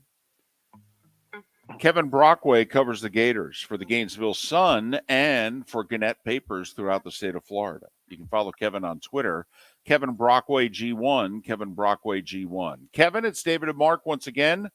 Hope you're doing well. How are you? David, I hope you guys are doing well down there, obviously, with the situation. I don't know if we've talked since the storm, but thinking about my friends in Naples and Fort Myers, as you know, I used to work down there and live down there from 99 to 03. And, but the good thing about this game being on CBS is I will get to see you in the press box. And I always look forward to seeing you. I agree, although the desserts in the Tennessee press box, much better, Kevin, much better. I agree. All right, 22 is the number, Kevin. That is a large number for a rivalry game. And you were there yesterday at practice when Anthony Gridgen was told about it and kind of raised his eyebrows at that. How much of this is a point to the game, or is this just something that we talk about? I don't know. Tyreek Sapp, and I had asked Richardson that question, and that's when he was taken aback a little bit. But Tyreek Sapp also, you talked about disrespect, so you could use it, I think, a little bit as fuel, and I think maybe the Florida players will do that. But Napier wasn't necessarily going there as much. I think, the game needs a little Billy Napier too, because he grew up in North Georgia. He grew up in a town called Chatsworth. So he's got a lot of family and friends that are Georgia fans and some that are Tennessee fans as well. So there's a lot brewing in this game from an emotion standpoint, but ultimately it's going to come down to how well Florida fixed their issues in the bye week. And the main one being obviously the third down defense, which is really abysmal. Last week it was last in all of FBS, but Colorado has supplanted them now, and they're 130th out of 131 teams, so I guess that's progress. Kevin, we've asked a few people smarter than us, of which there's a large pool, about Florida defensively and how much of it is personnel and how much of it is that Billy Napier and his staff are willing to some extent, sacrifice a season to figure out who fits into our system playing a certain way. even if they could probably play a little bit differently to get a little bit more out of their personnel, but that they're thinking longer term. Kevin, what I'm wondering is this game is very important, and they have 2 weeks. Do you think Napier and his staff are willing to put the long term aside and maybe game plan and go at Georgia a little differently than they've gone at everybody else? Yeah, I think that's the big question, and we were kind of peppering Napier with those kind of questions and didn't really get a clear response. And, he did say that some adjustments were made, but wouldn't necessarily get specific on them. I think the bye week, there's a chance to do some things. I think they recognize that the problem is there, and they're trying to solve it, but I don't know, in terms of personnel, I mean, do you play Kamari Wilson over Trey Dean? I don't know if Kamari is necessarily 100% ready for that. I think what they're doing is that they're mixing, and matching and doing different things with snaps, and they're getting people experience in the secondary. They don't necessarily play their corners, max snaps, 60, 70 snaps. They're rotating a lot of guys in. So I think that's interesting as well, because Jason Marshall is a pretty talented guy. You would think that he would be on the field all the time, but they're just trying to do different things and trying to see what works at this point. Georgia's had moments where they've looked very average. I mean, the game against Missouri, they were ready to get beaten. That game, they gave up a lot of yards to Kent State. Do you think Florida can move the ball against this Georgia defense? Yeah, I think Florida has moved the ball pretty much well against most teams. But they're not necessarily a high-scoring offense, but they're an offense that can establish the run. Osiris Torrance, it looks like he's going to be back. He's making progress, which is really good for the offensive line. So I think, Florida, regardless of the opponent and regardless of the physicality of the opponent, I mean, they run a lot of 2 tight ends, so they tend to establish the run pretty well. I think the question is, the passing game, because you still don't quite know what you're going to get with Anthony Richardson. It's inconsistent. He can make home run plays, but can he really move the chains consistently? That's been the big issue all season, sustaining drives. And I would say outside of the Tennessee game, it's been a struggle for him to really sustain drives throughout most of the season. With Richardson, and we're talking Gators with Kevin Brockway, who covers them for the Gainesville Sun. Richardson got the start in this game last year, and he, at the end of the first half, imploded. And now he got hurt shortly thereafter, didn't play much the rest of the year. But this is an interesting where the Gators were a year ago and where Richardson was a year ago versus where they are now. I mean, let's be honest, Kevin, and I know that you were elsewhere a year ago. Nobody thought Dan Mullen's job was in jeopardy a year ago when they were playing this game. And it literally started to blow up the program with about 3 minutes to go in the second quarter in this game. Oh, yeah, no, I remember watching it, David. And I think the thing that you have to take a look at with that Georgia team is, was it 5 first-round picks that were on that defense? I mean, to put a guy in, that kind of situation for a first start, I think was pretty rough based on the talent that you were facing and the coaching on defense with, Kirby Smart as your head coach and Will Muschamp as one of your defensive analysts. So, I mean, you've got, I think it was probably a really rough day at the office. And, I kind of asked Anthony that, and he talked a little bit about, some of what he went through and some of the jitters he went through before the game in regards to that. But I think he's shown progress, but how much progress has he shown? I think that's the key. And how much are we going to see him run? Maybe the bye week, maybe he's a little more healed up. Maybe you'll see him on some of those RPOs, keep it a little bit and establish something there. But it's going to be interesting. But that's what amazes me about Georgia. I mean, they've lost 15 players to the NFL draft, and yet it looks like they haven't skipped a beat. Yeah, like, Mark said, they have had a couple of games where, they didn't show up, but they're still beating other teams by an average margin of 32 points. And, they hammered Oregon in the beginning of the year, and you take a look at what Oregon's doing in the Pac-12. I mean, that says something as well. Yeah, and I don't think the dogs have had to get up for a game in a while, and they're going to get up because it is Florida. And the game being in Jacksonville. And Kevin, yesterday, both schools issued a joint statement about the future of Jacksonville. To us, that looked like that might be the beginning of the end for the cocktail party. Do you see it that way? Yeah, I think there's still a lot of details to be worked out with regards to that, but there's been a lot of conjecture with regards to, and it's really been driven by Georgia, it's been driven by Kirby Smart about the idea of playing on campus sites for recruiting purposes.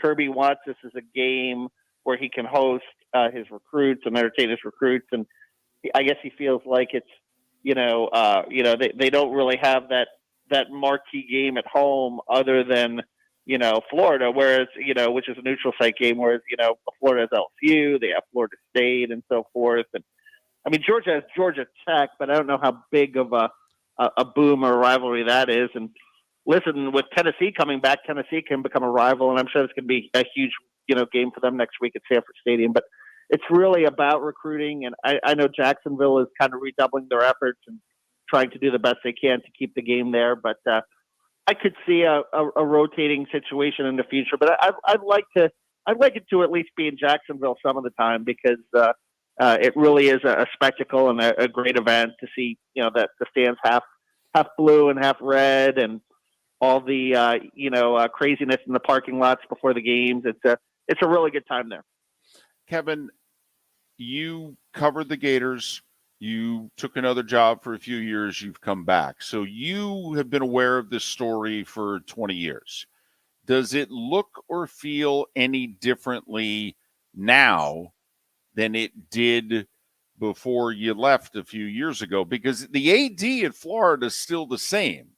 Okay, Jeremy Foley never would have allowed this game to move from Jacksonville, and other coaches never would have allowed it.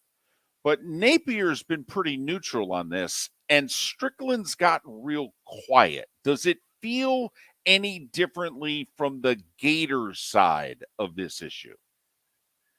I think when you look from the Gators side of this issue, I think they're reading the tea leaves, and the tea leaves, David, nowadays in college athletics with NIL, with everything else that's going on, is money, and I think that's where they're looking at it from. Like, can it be financially beneficial for Florida to play the game at home instead of playing the game at a neutral site? And I think that's what they're working out. And, if Jacksonville can continue to give them a good deal, I think they'll stay.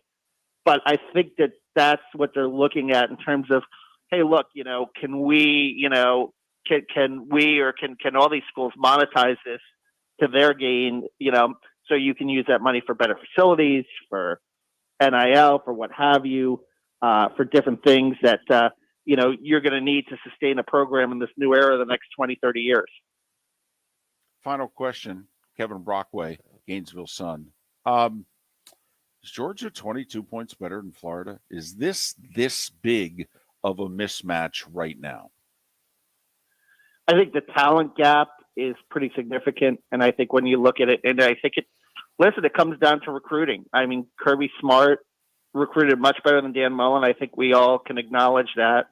When you do that, you better be able to really coach up your players. And to Dan's credit, I think he did for a little while, and then it kind of tailed off. But as the talent gap gets greater, it gets really, really harder to coach and develop against a team that has that level of talent in Georgia. And Georgia's at a point now, where Miami, Florida State, and Florida were in the 1990s when you didn't rebuild, you reloaded. And I think that's where Georgia is now, where you take a look, like I said, you lose 15 guys the NFL draft and you're still 7-0 and number one in the country. I mean, what does that say about, the talent and the depth that you have in your roster? And I think that's where Georgia is now. And that's where Florida wants to go. And, when you look at Florida right now and what they're doing on the recruiting trail in their first year under Napier, and the results of the field haven't affected that, I think you have to feel good about the future, but I think you're going to be, you're going to have to be patient and maybe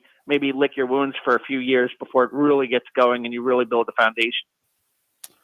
Kevin, as always, we appreciate your time and your insight. Safe travels in the 2-hour drive Friday and Saturday, and I'll see you at the cocktail party. Yeah, always looking forward to Jacksonville. It's always a great time. Kevin Brockway covers the Gators for the Gainesville Sun and for Gannett Papers throughout Florida. You can follow Kevin on Twitter, Kevin Brockway G1. Kevin Brockway G1. I think Jacksonville is going to have to step up financially in a big way to keep that game. I think it's the only way for Jacksonville to keep that game. I think they're going to have to step up financially in a big way just to be part of the rotation. I really do. Napier's been neutral. He has. Napier's been neutral. He's been asked 4 different times about this. He's been neutral. Okay, that's a tell. That is a tell. And the tell is the Florida coach deep down agrees with Kirby because he knows what it's all about. As far as he's concerned, it's about getting players. And he thinks he can get more players by playing the game once every 2 years at the Swamp. And that would become probably his biggest, like Tennessee's biggest recruiting day this year was the Alabama game. Worked out really well for them. Right. Okay. And that's what Kirby's talking about. I mean, Georgia's biggest game is probably Auburn now because Auburn's their biggest rival. Right. Now, this year, did he schedule it for Tennessee? And look out that Tennessee's now, okay, and so, you know, in a week he'll have the recruits there. But you're right, Mark, when you're planning this out in August and you see my 3 home SEC games are Auburn, Vandy, and Tennessee, okay, you might say, well, we need to load up for the Auburn game. And that's a big rivalry to Georgia. It's next to Florida, probably their biggest game. But it may have been Tennessee. But you're right. It would be Florida every year for Georgia. And vice versa. So. Because if Florida does this right, they're going to be going after the same kids that Georgia is. Correct. Because they're going after them now. I mean, they're finalists with Bama and Georgia for a lot of players. And LSU and A&M and all that. And that's a good sign. You got to get there first. Got to be a finalist first. They flipped a lineman yesterday from Florida State, a 4-star kid now going to Gainesville instead of Tallahassee. Those are the type of moves that they'll need to continue to make, not only with Florida State, but with some of the other big boys as well. Tampa, St. Pete, Lake City, Port Charlotte.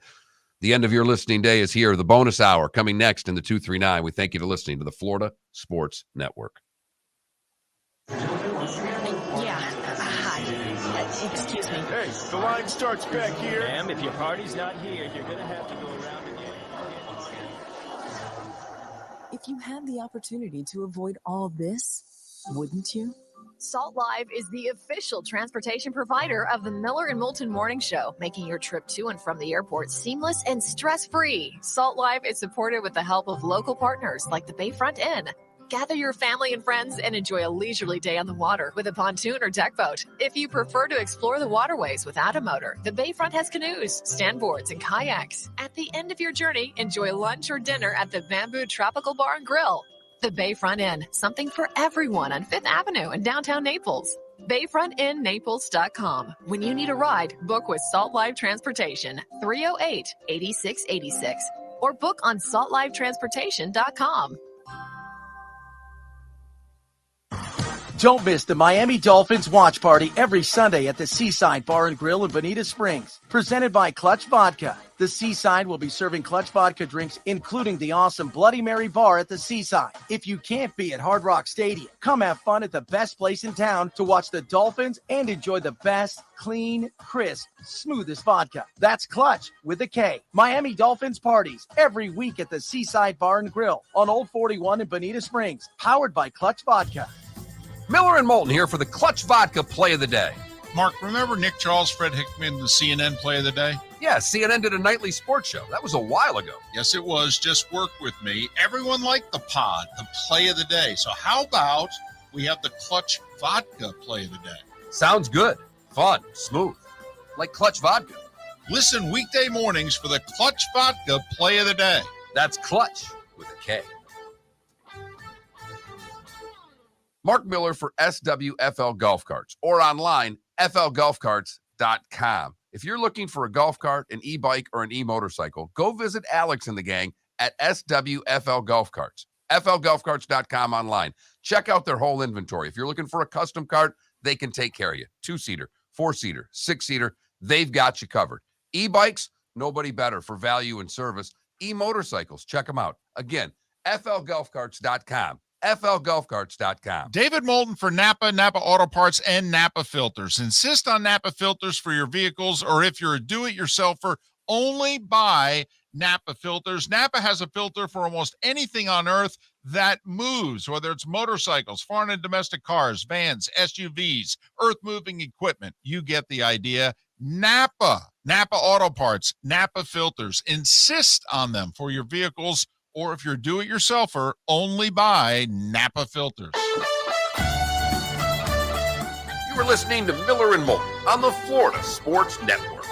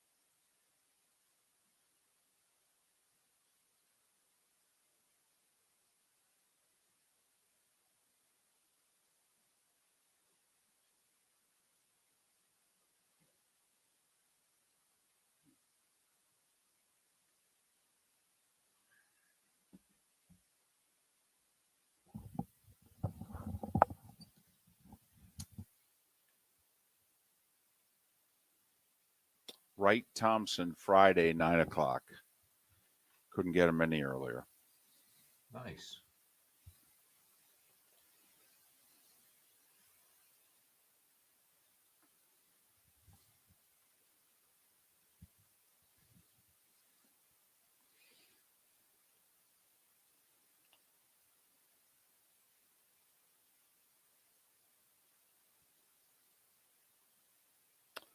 Well, fortunately, we didn't have to do much.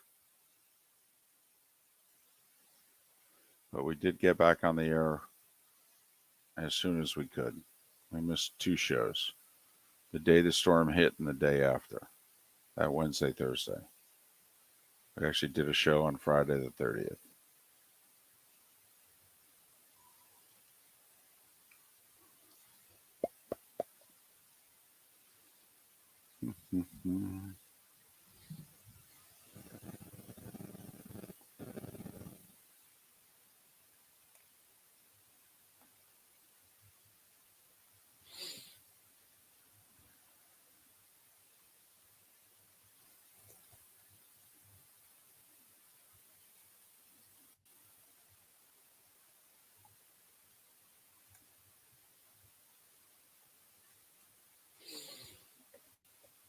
Mark, you've taken an Uber before, right?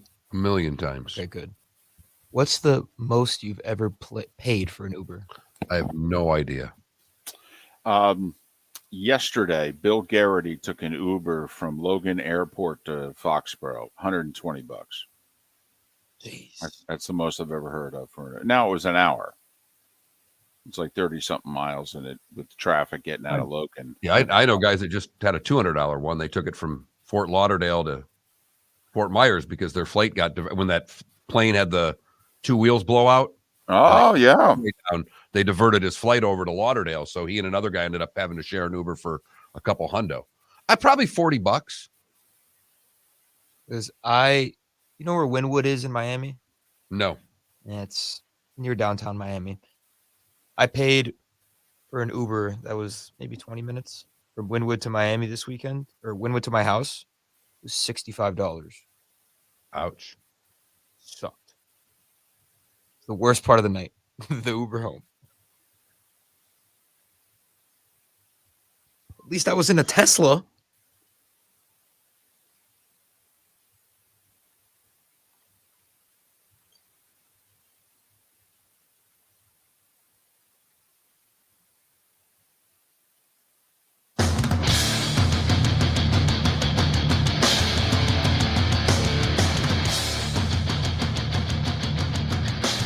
You're listening to Miller and Moulton, exclusively on the Florida Sports Network. And now here's Mark Miller and David Moulton. It is the bonus hour of Miller and Moulton on this final Tuesday of October. That's right. A week from now, it'll be November. Miller and Moulton, the Florida Sports Network, floridasportsnetwork.com. Poll question, very simply, do you bet on football? Yes. Does fantasy count? And no. Those are our answers. 60% of our audience bets in some way. At least those that have answered, David. 44% bet, 16% just do fantasy, and 40% do not gamble, according to the numbers right now. So think about it.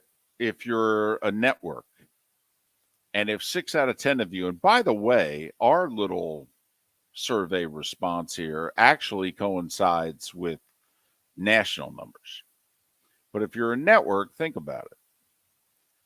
If 6 out of 10 of you, and potentially going forward, maybe more, can be swayed to watch and or watch longer, if there's betting and or fantasy information available, it's why, Mark, I believe that by the end of this decade, the broadcasts will look and sound a little different. They're already starting to. You're seeing it in graphics. You know, like ESPN in their pregame show has the point spread and the over-under on every game. I only know that because I've been stuck watching it on a couple of flights, because, you know, I don't watch any of the pregame Saturday, Sunday stuff. But just look at game day and where they've morphed into in the past couple of years. You know, Bears segment gets bigger and bigger talking about point spreads. Every single analyst now is talking about point spreads. Every single one of them. They're all picking their super dog. Reese Davis apparently having a really big year. It's been solid. He has been solid with his picks of the super dogs. He's done pretty well. He's actually had a couple of outright winners as well. So it's certainly a much bigger part of the pregame shows. And as you talked about, David, you think it will morph into the actual broadcast more and more. Well, I do. And even if it's a side person, in which maybe they keep it out of the main broadcast booth, but they just go to a couple of hits, or, Mark, maybe when going to the New York studios, okay, they're not only just showing you a highlight or two, they're then giving you some sort of fantasy information as well. The one thing that I believe the networks are really debating with is how much of it, quite frankly, are we, the network, going to truly provide? Because is the audience already getting the information themselves? So would we just be wasting time? From a fantasy standpoint, I think the network would be wasting time. Everybody that plays fantasy is getting live notifications on their phone when something happens during their particular game. The one area where, if I was running a network, that I would change my pregame show, I would have more fantasy in my pregame show, because I think it has value in the pregame. Now, some may argue, by noon on Sunday, it's too late. Okay. Maybe. But then early in the show, I think I would have a major fantasy segment with a quote-unquote fantasy expert, in which it's like, listen, if you've waited to now to set your lineups, okay, because all the inactives on the 1 o'clock game are in at 11:30. There you go. And how many times does that inactive then change a slot receiver's matchup with a corner, that they're now getting a fourth corner instead of the third corner? And I think that, David, it's where I've always thought is where the two merge, where you're not just talking fantasy, you're talking about actual matchups and games. And DFS players, I think, wait as long as they can to finalize those lineups, and that's where all the action is on game day anyhow. So I think you're right on with that. And then I do find it funny that in the late 70s and early 80s, we had Jimmy the Greek Snyder on the number one pregame show, and it wasn't close how much more popular the NFL Today show was than anything that NBC did leading into their games. I don't even remember who was on NBC. Well, and nor what the name of the show was. Okay, believe it or not, Bryant Gumbel and then Bob Costas at various times hosted that pregame show. Okay, but nobody watched it. They watched Brent Musburger and the NFL Today for 15 years. And that Jimmy the Greek was a part of it for 10, in which he openly talked the betting lines. So did Brent with him. And he would make picks, and not just who would win, but against the number. And we did that 40 years ago. And we don't do it now with gambling, sports betting legal in half the country and gaining a state a month. So that I would change that. And I know that would make the traditional football people bet. And I'd look right at them and go, I don't know how many people, quite frankly, are watching for what it is that you're spewing. I think they're killing time until the game that they want to watch is on. David, you're so on there. Now, I typically, as you well know, I've got the Miller Sports Pub set up on Sundays. We've got 4 TVs, had a bunch of people over. You know, I hate when noon comes because between 11 and 12, I set the TVs up to what games are going to be on. And if you've ever been to a sports bar, you just see the graphics of the two teams, you know, Dallas logo, Detroit logo, Ravens logo, Browns logo, whatever the case may be. But once noon comes, they put the pregame shows on.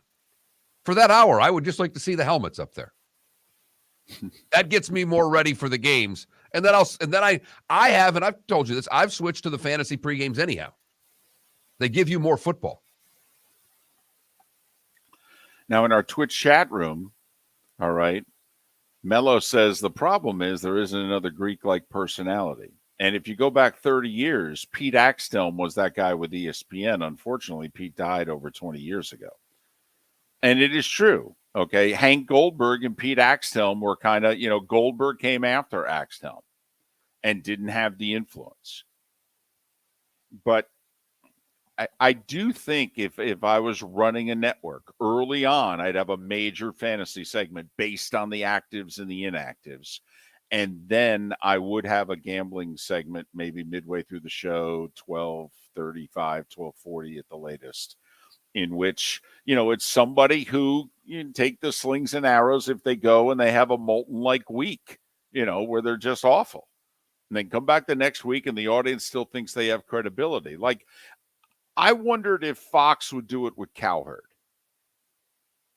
Cowherd is sometimes part of their 11A to noon show, the pre whatever. Okay, but, Colin makes his picks, and he does it on his radio show, okay, and he could tape it if he had to, but still, I mean, there's a part of me that wonders, because we have an information guy, Mark, who's part of every network's pregame show. Why not a gambling person? And Clay Travis is on the Fox pregame. Yep. As well. He's kind of there Saturday on site somewhere else, but also always making a pick or two against the number.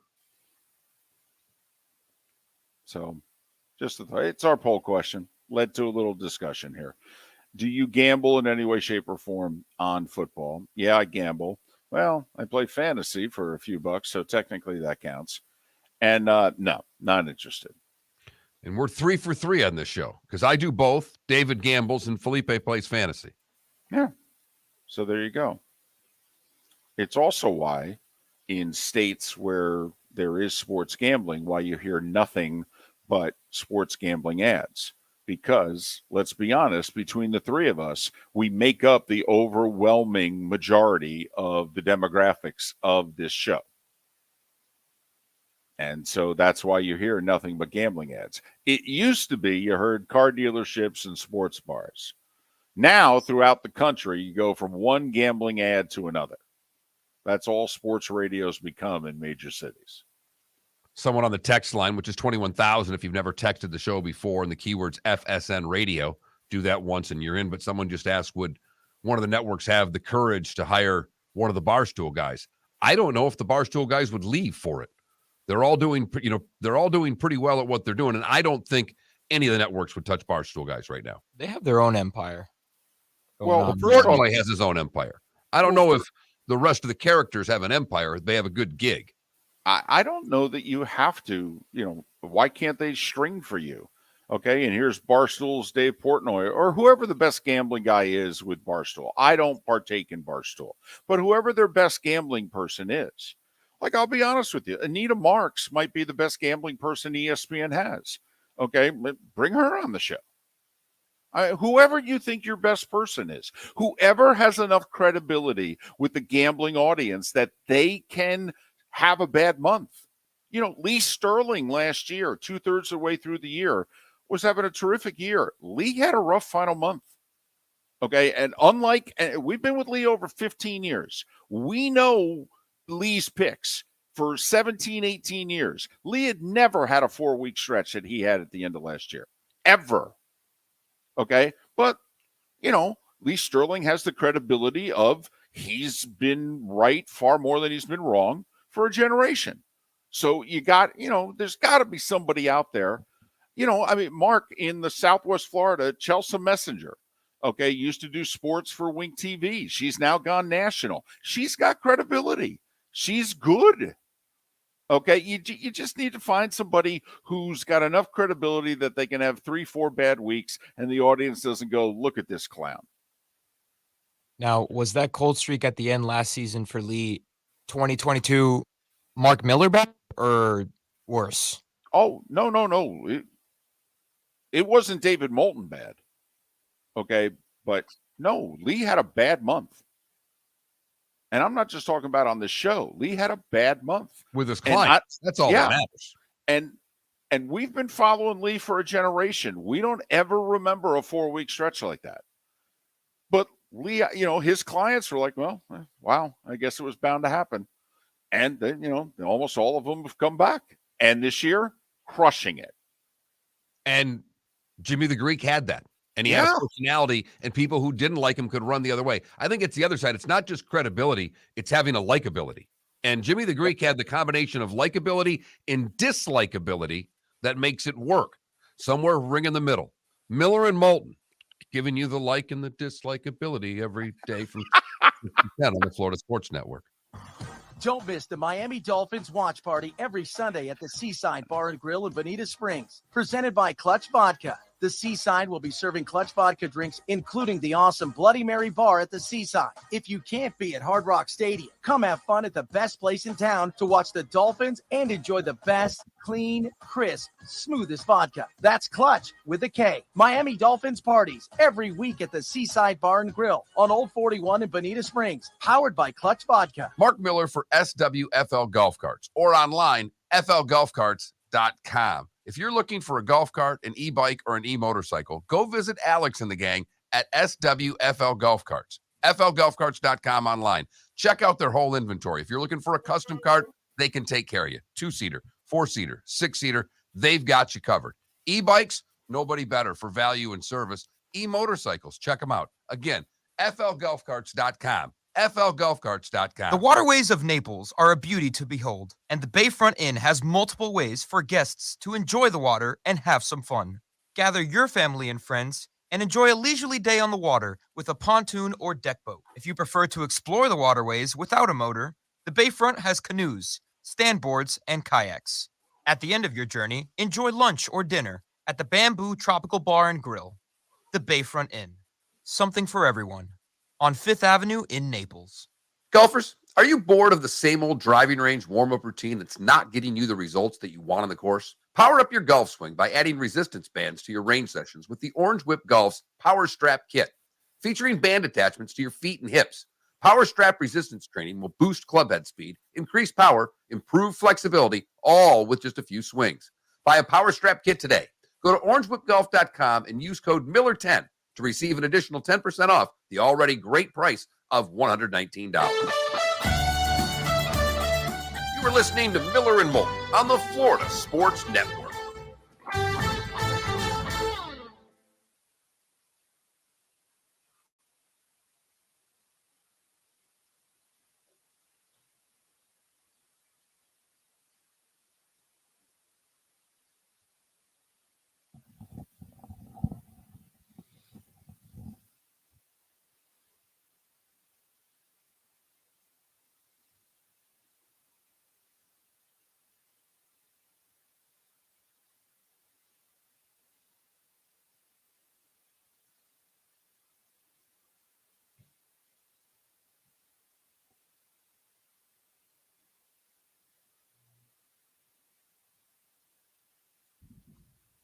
Buried in bourbon, you got that right.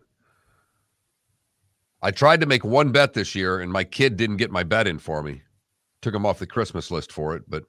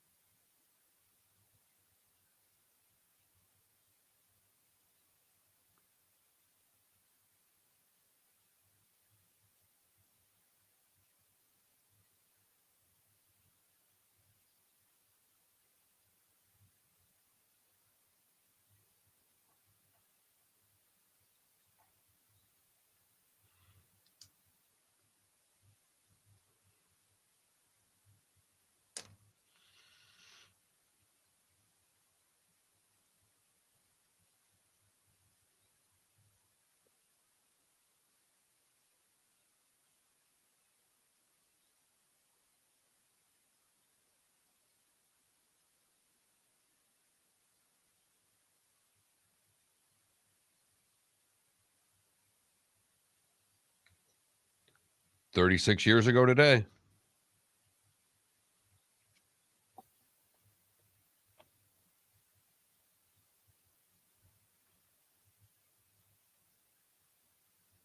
You there? Yeah, 36 years ago today. Yeah. Oh, wow.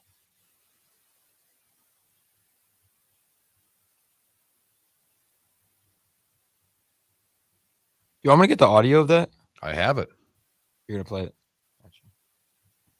Is that Buckner? Yeah. Little roller up along first. Behind the bag. It gets through Buckner. Here comes Knight, and the Mets win it. And then he just sits out for minutes. David, tell me again about where you were when that happened. I was in Scranton, Pennsylvania, and I was working that night, anchoring the sports. It was a Saturday night. Did you jump and celebrate? Oh, yeah. Were you on after that, or was it on another network? It was on NBC, and I was working for the CBS. So, couldn't show highlights or anything in the sports. I mean, no one was watching me. One, we were third place station. Two, Game 6 of the World Series was on. Right. 10 seconds.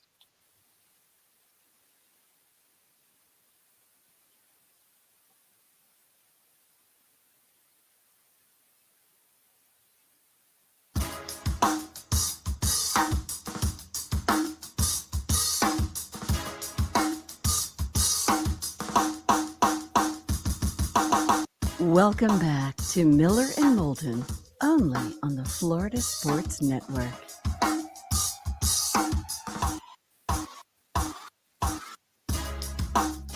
"21 minutes after the hour. Thanks so much for being with us. Miller and Moulton, the Florida Sports Network, floridasportsnetwork.com. Good, bad, and ugly. What's on tap? Today was the day when. Some final thoughts all coming up in roughly 20 minutes' time. Had a good show today. If you missed any part of it, make sure you download our podcast, floridasportsnetwork.com. David Samson, Pat Kirwan, Kevin Brockway. Talking baseball, NFL, the Gators, all in the show today. Good show lined up tomorrow, including Jeff Pearlman, tremendous author. He's written a few books. Had the Lakers book, which HBO turned into the series. Before that, wrote the book on the USFL, which was a bestseller. Tough to make money writing books these days, and Jeff Pearlman's figured out how to do it. And this one's latest book's on Bo Jackson. Correct. Jeff Pearlman tomorrow, 8 o'clock on Miller and Moulton. Bud Elliott, Seth Everett, in and around Jeff. Wright Thompson to join us, by the way, Friday, this hour, the bonus hour, 9 o'clock. Wright Thompson to join us. So the cocktail party, do you think the disrespect card has anything anywhere, or do you just think the talent level is so big that these point spreads don't matter, that Georgia should just have their way with them? Do I think that the Gators will feel disrespected at the start of the game? Yeah. If they can get off to a good start, does it maybe help drive them a little more? Sure. Mark, it's real simple. The strength of their team is running the football. To have any chance to win this game, they have to run the football. They have to do what the Bears did last night. They have to do something that nobody saw coming. Did anybody, including the Chicago Bears, think they were going to come to Foxborough and run for 250 yards? In which their quarterback, by the way, ran for over 80. Well, I do think there's a commonality here. Boy, did you beat me to it, David, because I think you're right that what Fields did last night, his ability to run, direct snaps, and design quarterback runs have to be a part of the offense. Have to be. And Napier has not been willing to do that because there's nothing really behind Richardson. God forbid he gets hurt. But if you're going to beat Georgia, you can't worry about those things, and you've got to play this game. If you're going to try to beat Georgia, then you've got to do it with the quarterback's legs. I'll say this. He threw everything to the wind when he went to Knoxville. I think he will do the same here.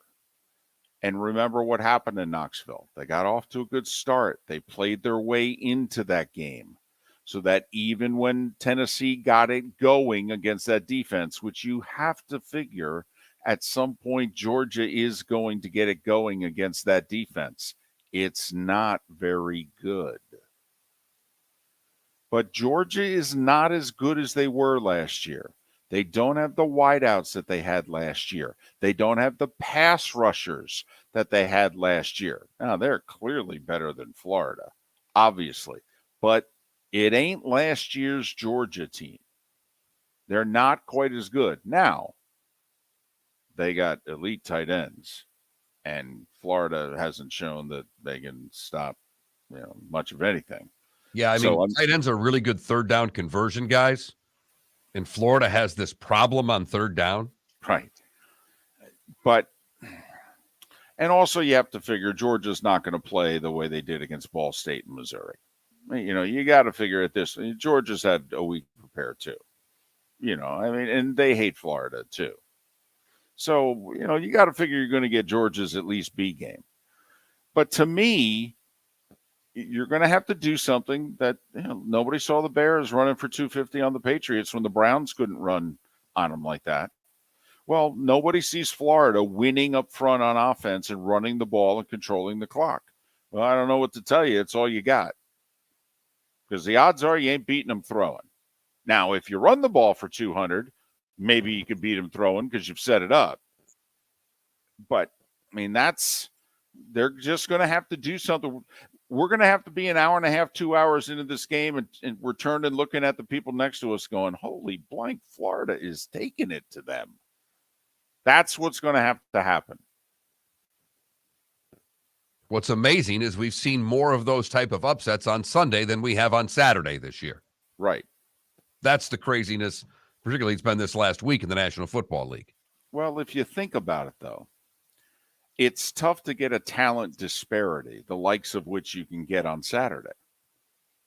Even though Las Vegas has told us on several different occasions that the talent disparity on Sundays should be quite large when you've had 13-point spreads and 10-point spreads and 9-point spreads and the underdog winning outright. But like Mississippi State last week, I mean, whether you thought they were ranked or not, and they were ranked, okay, but whether you thought they were a bottom top 25 or they were just a 35th team in the country, I mean, they were 20-something point dog at Alabama. I mean, you could have the best team in the NFL playing one of the worst teams in the NFL. I mean, you got a 20-something point spread. The only time that we had ridiculous numbers was the year that the Patriots were setting the scoring records, and they were putting some laughable spreads. And you were getting 14s and 16s and numbers that you'd never seen in the National Football League before. It's the only time since I've been doing this with you, David, that I actually remember where sometimes Sunday numbers were looking like Saturday numbers, and it was that Patriot team. It's a one-time thing. You know, when the Dolphins started 0-7 a few years ago and they were tanking for Tua, you know, some of their spreads early in the season were big. The Texans a few years ago were tanking. And remember, they had a few games in which it was like 16, 18, you know. But on Saturdays, the talent disparity, I mean, how many years do we think it's going to take for Florida to catch up to Georgia? I mean, there's a poll question right there. How many years do you think it's going to take for Florida? And remember, we're not talking about beat them. Florida beat them 2 years ago. You know, you can win a game, but you know exactly what we're talking about. We're talking about the roster. How many years do you think it's going to take Billy Napier for when we're talking about the Florida-Georgia game in which we go, well, you know, the rosters are comparable? 4. I mean, Gator Dad in our Twitch chat room just said 2. Let me tell you something. If Billy Napier catches up to where Kirby is in 2 years, Billy Napier is going to get a statue. It won't be long before Billy Napier's coaching on Sundays, if that's the case. Let me tell you. I mean, Kirby's had this thing rolling 5 years now. He's had top 3 classes. 5 years in a row. And it took until last year for them to pay off. You know, made the playoff one other time. You know, I mean, think about it. Think about what Kirby's done in the last 5 years. He's won one SEC championship. And that was not the year he won the national title. Now, I'll say with NIL, I mean, Kirby didn't have NIL 5 years ago. Gator Dad, you could be right. It's actually easier to catch up now. But those kids are going to be 18 and 19. It takes, you need those kids to mature before you catch them. It doesn't work that quickly. You also have a little bit more transfer now than then. And that's where you can bring in the 21 and the 22-year-olds. But I mean, Gator Dad, Billy, woof. So you're saying by the 2024 game when Florida and Georgia line up that the rosters are comparable? Yeah, Gator Dad, I'll give you odds, and I'll lay a large number you're wrong. But he's starting to make headway in recruiting. It's why we've talked a lot about the Georgia-Florida game going back to campus, because Napier, like Kirby, knows that game has to get back on campus to help this recruiting thing move along. The good, the bad, and the ugly. Today was a day win. That's all next. We're in Moulton here for the Clutch Vodka Play of the Day. Mark, remember Nick Charles, Fred Hickman, the CNN Play of the Day? Yeah, CNN did a nightly sports show. That was a while ago. Yes, it was. Just work with me. Everyone liked the pod, the Play of the Day. So how about we have the Clutch Vodka play of the day. Sounds good. Fun. Smooth. Like Clutch Vodka. Listen weekday mornings for the Clutch Vodka play of the day. That's Clutch with a K. Golfers, are you bored of the same old driving range warm-up routine that's not getting you the results that you want on the course? Power up your golf swing by adding resistance bands to your range sessions with the Orange Whip Golf's Power Strap Kit. Featuring band attachments to your feet and hips, Power Strap resistance training will boost club head speed, increase power, improve flexibility, all with just a few swings. Buy a Power Strap Kit today.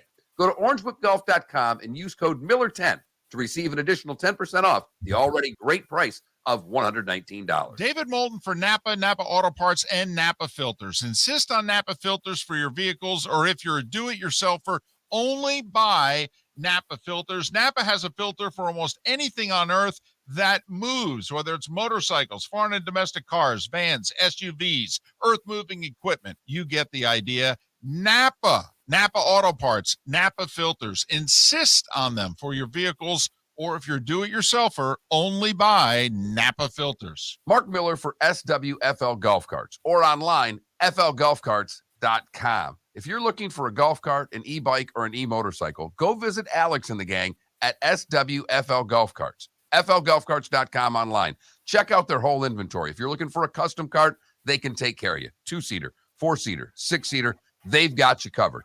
E-bikes, nobody better for value and service. E-motorcycles, check them out. Again, flgolfcarts.com. flgolfcarts.com. You are listening to Miller and Moulton on the Florida Sports Network.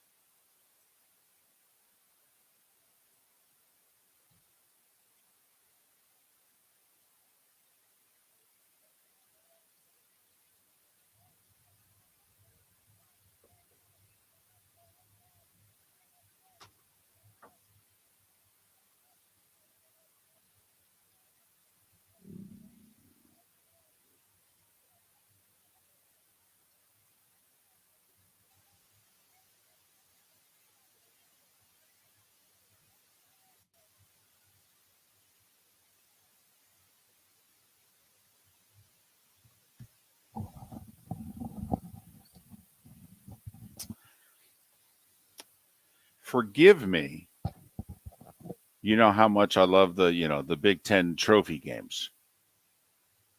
I didn't realize that your guys' game against Michigan State was for the Paul Bunyan Trophy.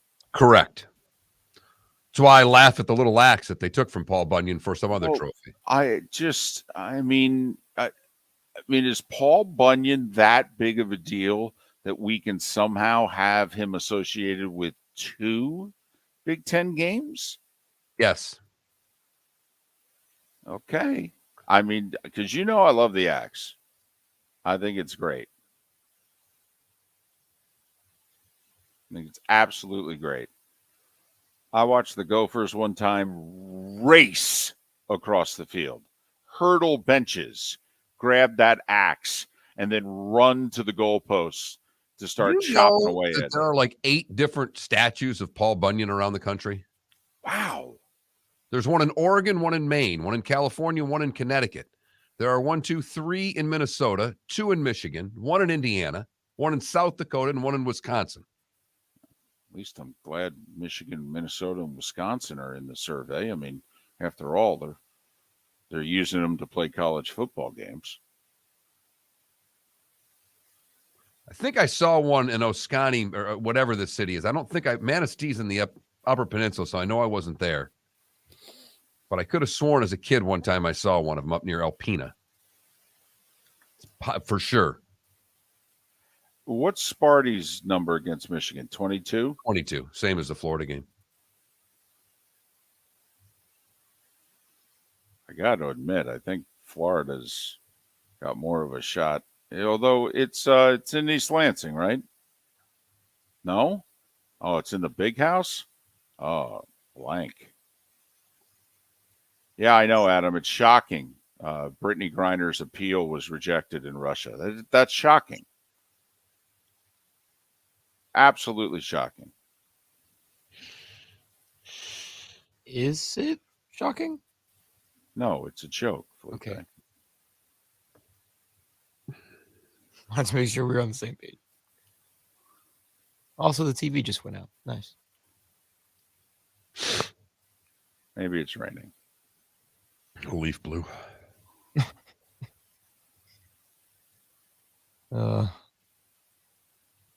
Direct TV.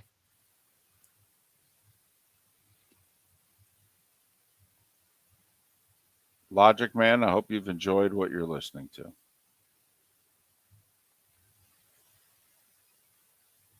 Oh, we had a good show today. It was a good show.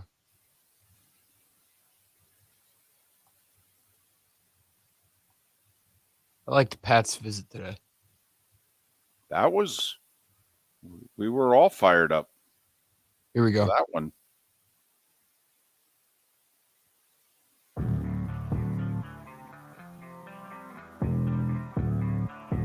Thanks for listening. And now, more of Miller and Moulton on the Florida Sports Network.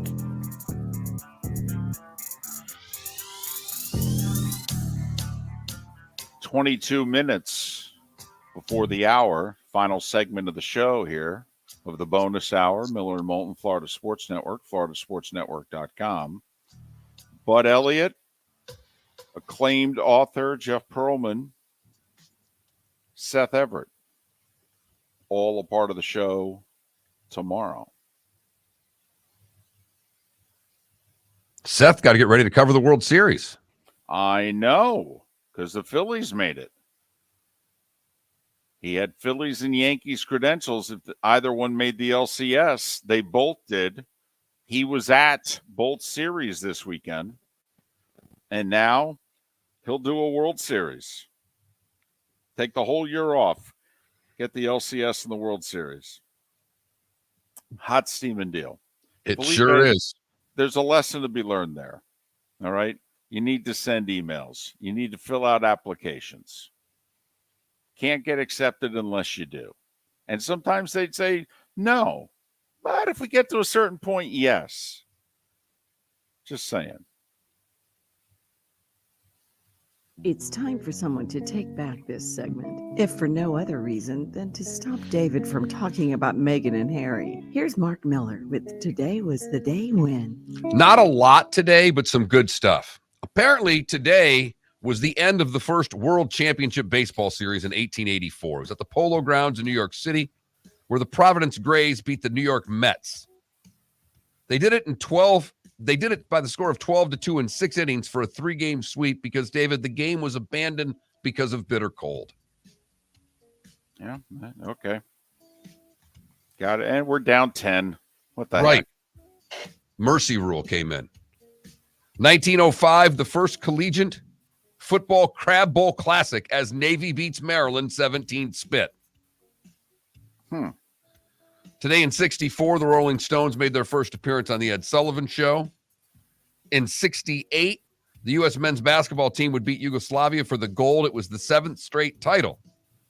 They would not get one in 72. Halloween with Jamie Lee Curtis debuted today in 1978. I'm hoping you have more. I remember this story, but I don't remember the details, David. It was today in 81 that Steinbrenner got into a fight in a hotel elevator with 2 fans. I don't remember that as vividly as I should. And I just remember it making the nightly news. because it was Steinbrenner after all, and he got into a pushing match in an elevator with a couple of fans. Well, I know the Yankees had just lost or were in the process. They had just lost the World Series to the Dodgers, I think, on this date in 81. I think they had lost it a few days earlier. Today in 86, well, let's roll the tape.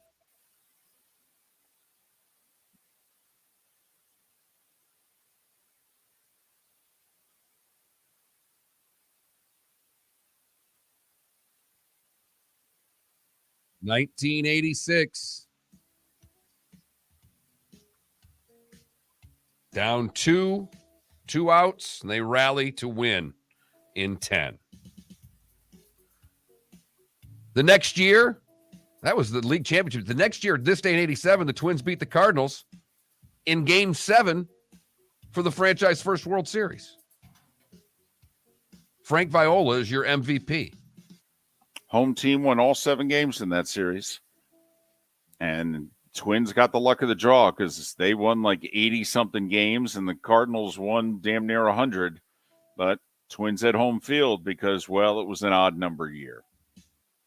Today in 1990, Evander Holyfield KOs Buster Douglas in 3 for the title. Today in 03, Josh Beckett, 2-0 over the Yankees in Game 6, and the Marlins would win their second World Series. You know, it's a game, it's a performance that doesn't get talked about enough. On 3 days rest, he threw a complete game.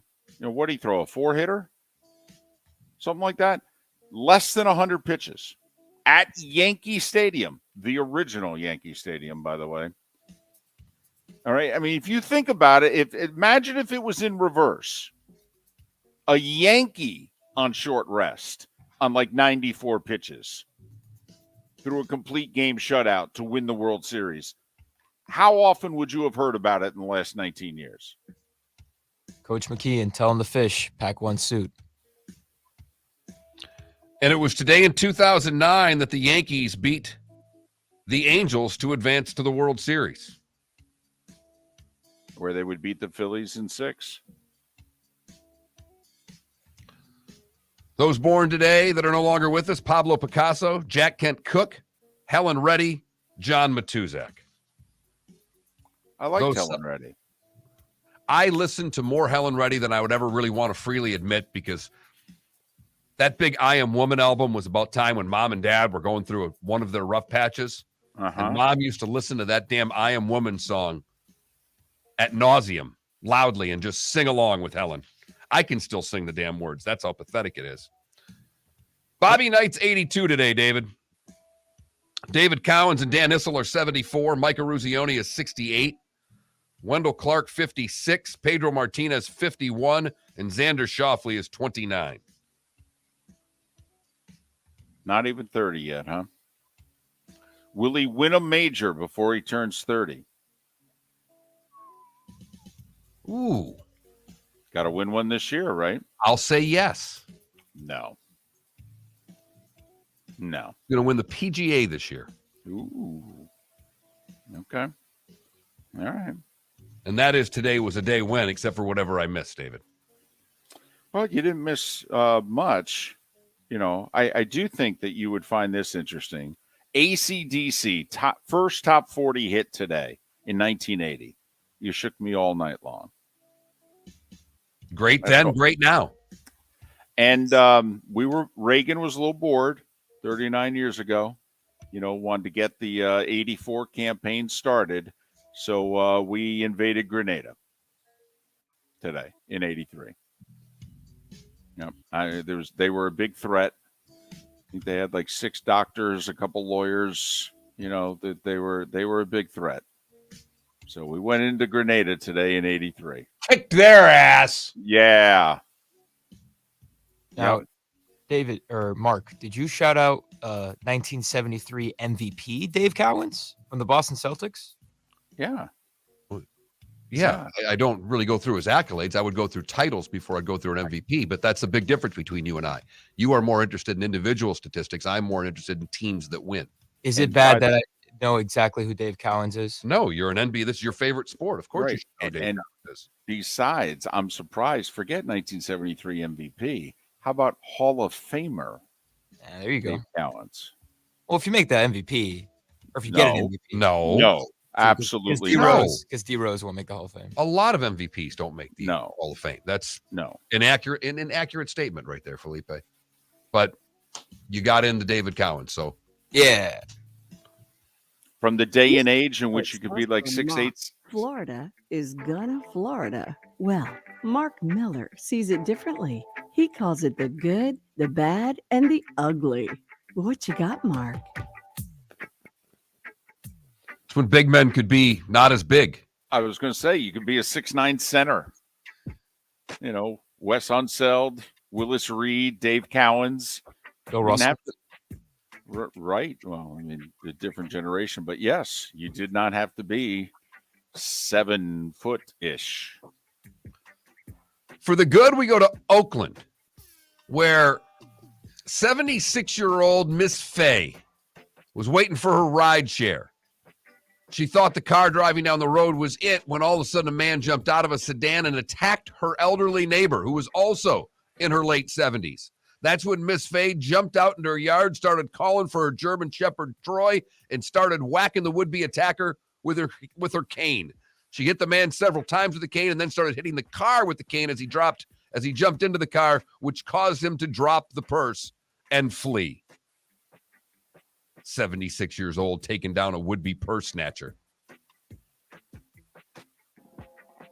For the bad, we go to Brooklyn Park, Minnesota, where apparently the corn maze can be a very tough place because man took his family to the corn maze and got some corn in his boot. When he went over to bend over to get the corn, well, he went all Plaxico because he was carrying and he shot himself in the leg. Finally, the ugly, where we go to Riviera Beach, Florida, I apologize, where mom and daughter are out eating. Daughter lost the debit card. Thought she had it with her at the time. They started looking up some security footage, found a man that used her card without consent. When he was finally arrested, after making 15 different transactions, he was asked why he used the card knowing it was stolen. He said, and I quote, "Because I'm a thief." Well, there you go. It's important to know who you are, Mark, to go through life. Some people take longer to figure it out than others. Why'd you use the card? Because I'm a thief. Why'd you ask? That's a dumb question. He, of course, said he was sorry for using the card, but still used the card. And right. And that is the good, the bad, and the ugly on today, October the 25th, 2022. Well, we got a ton of games in the NHL. We got 10 of them. Tonight is an ESPN doubleheader night, 8 and 10:30. Colorado and the Rangers, nearly the final a year ago. Both teams off to 3-2-1 starts. And then at 10:30, Las Vegas and San Jose is your nightcap. I'm a little surprised that Tampa Bay and the LA Kings is not the 10:30 game. They love putting Vegas on television. Yes. Every opportunity they get, they put Vegas on out west. I would have gone Lightning Kings as well. Panthers are in Chicago taking on the Blackhawks tonight. Panthers off to a 4-1-1 start. Lightning off to a 3-3 start. Like, Mark, I'd understand a little more when the games are in Vegas because Vegas puts on the pregame alone is terrific. I mean, it really is. It's the best show in hockey right before they drop the puck. But, I mean, for the game, and the Lightning have gone to the finals 3 straight years. Got like 4 Hall of Famers on the night. The networks love the T-Mobile Arena. Do you know that the Panthers are minus 210 tonight on the road taking on Chicago? I'm surprised, too, because haven't the Blackhawks won 2-3 in a row? They have, but that's a pretty big number. Chicago's not that good. No, I know that. But I'm just saying that I'm a little surprised it's that high. That stuns me with that. But all right, that's a number that's out there. I'll, by the way, throw something. You want to bet a hockey game tonight? San Jose's won 2 in a row.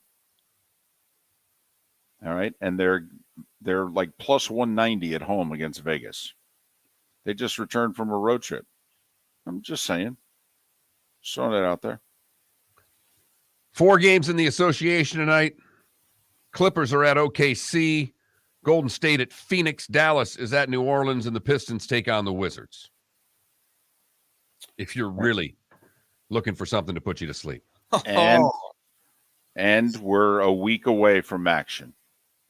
A week from tonight, we start getting the Tuesday and Wednesday night MAC games.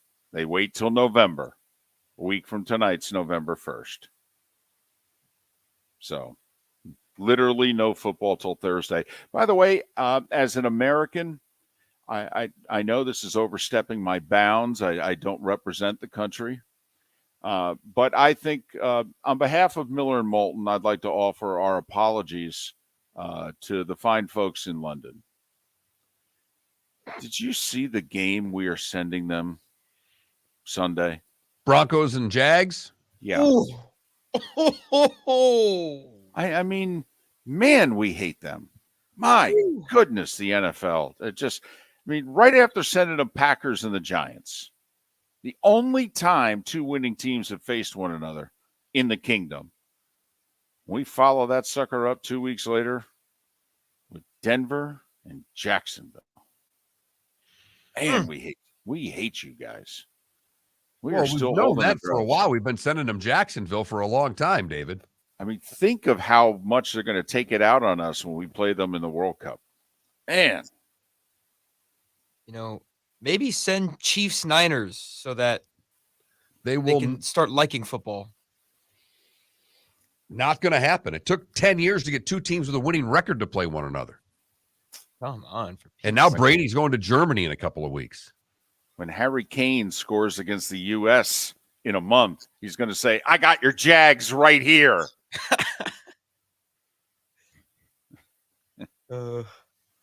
Wow. Look at you going World Cup already. Harry Kane. I cannot wait for that U.S.-England match. Yeah. It's going to be like a big the Revolutionary War all over again. Big Thanksgiving weekend on Fox. I'm curious how the World Cup will do. I know our soccer ratings have gone up and up and up, but the World Cups have been in the summer. The Premier League games are before NFL starts. Now they're going to put these U.S. games right up in against football in some cases. I just am curious how this will go. Because they've never had to take on this kind of an audience when they've had World Cup going on. Right. Here's the World Series doing everything they can to duck the NFL, and the World Cup's going to have to go up against it. Miller and Moulton, we thank you so much for listening to the show. We'll be back tomorrow morning, 6 a.m. Bud Elliott, Seth Everett, Jeff Pearlman, all on the show. Talk to you then on the Florida Sports Network. Ladies and gentlemen, once again. Yeah. Hi. Excuse me.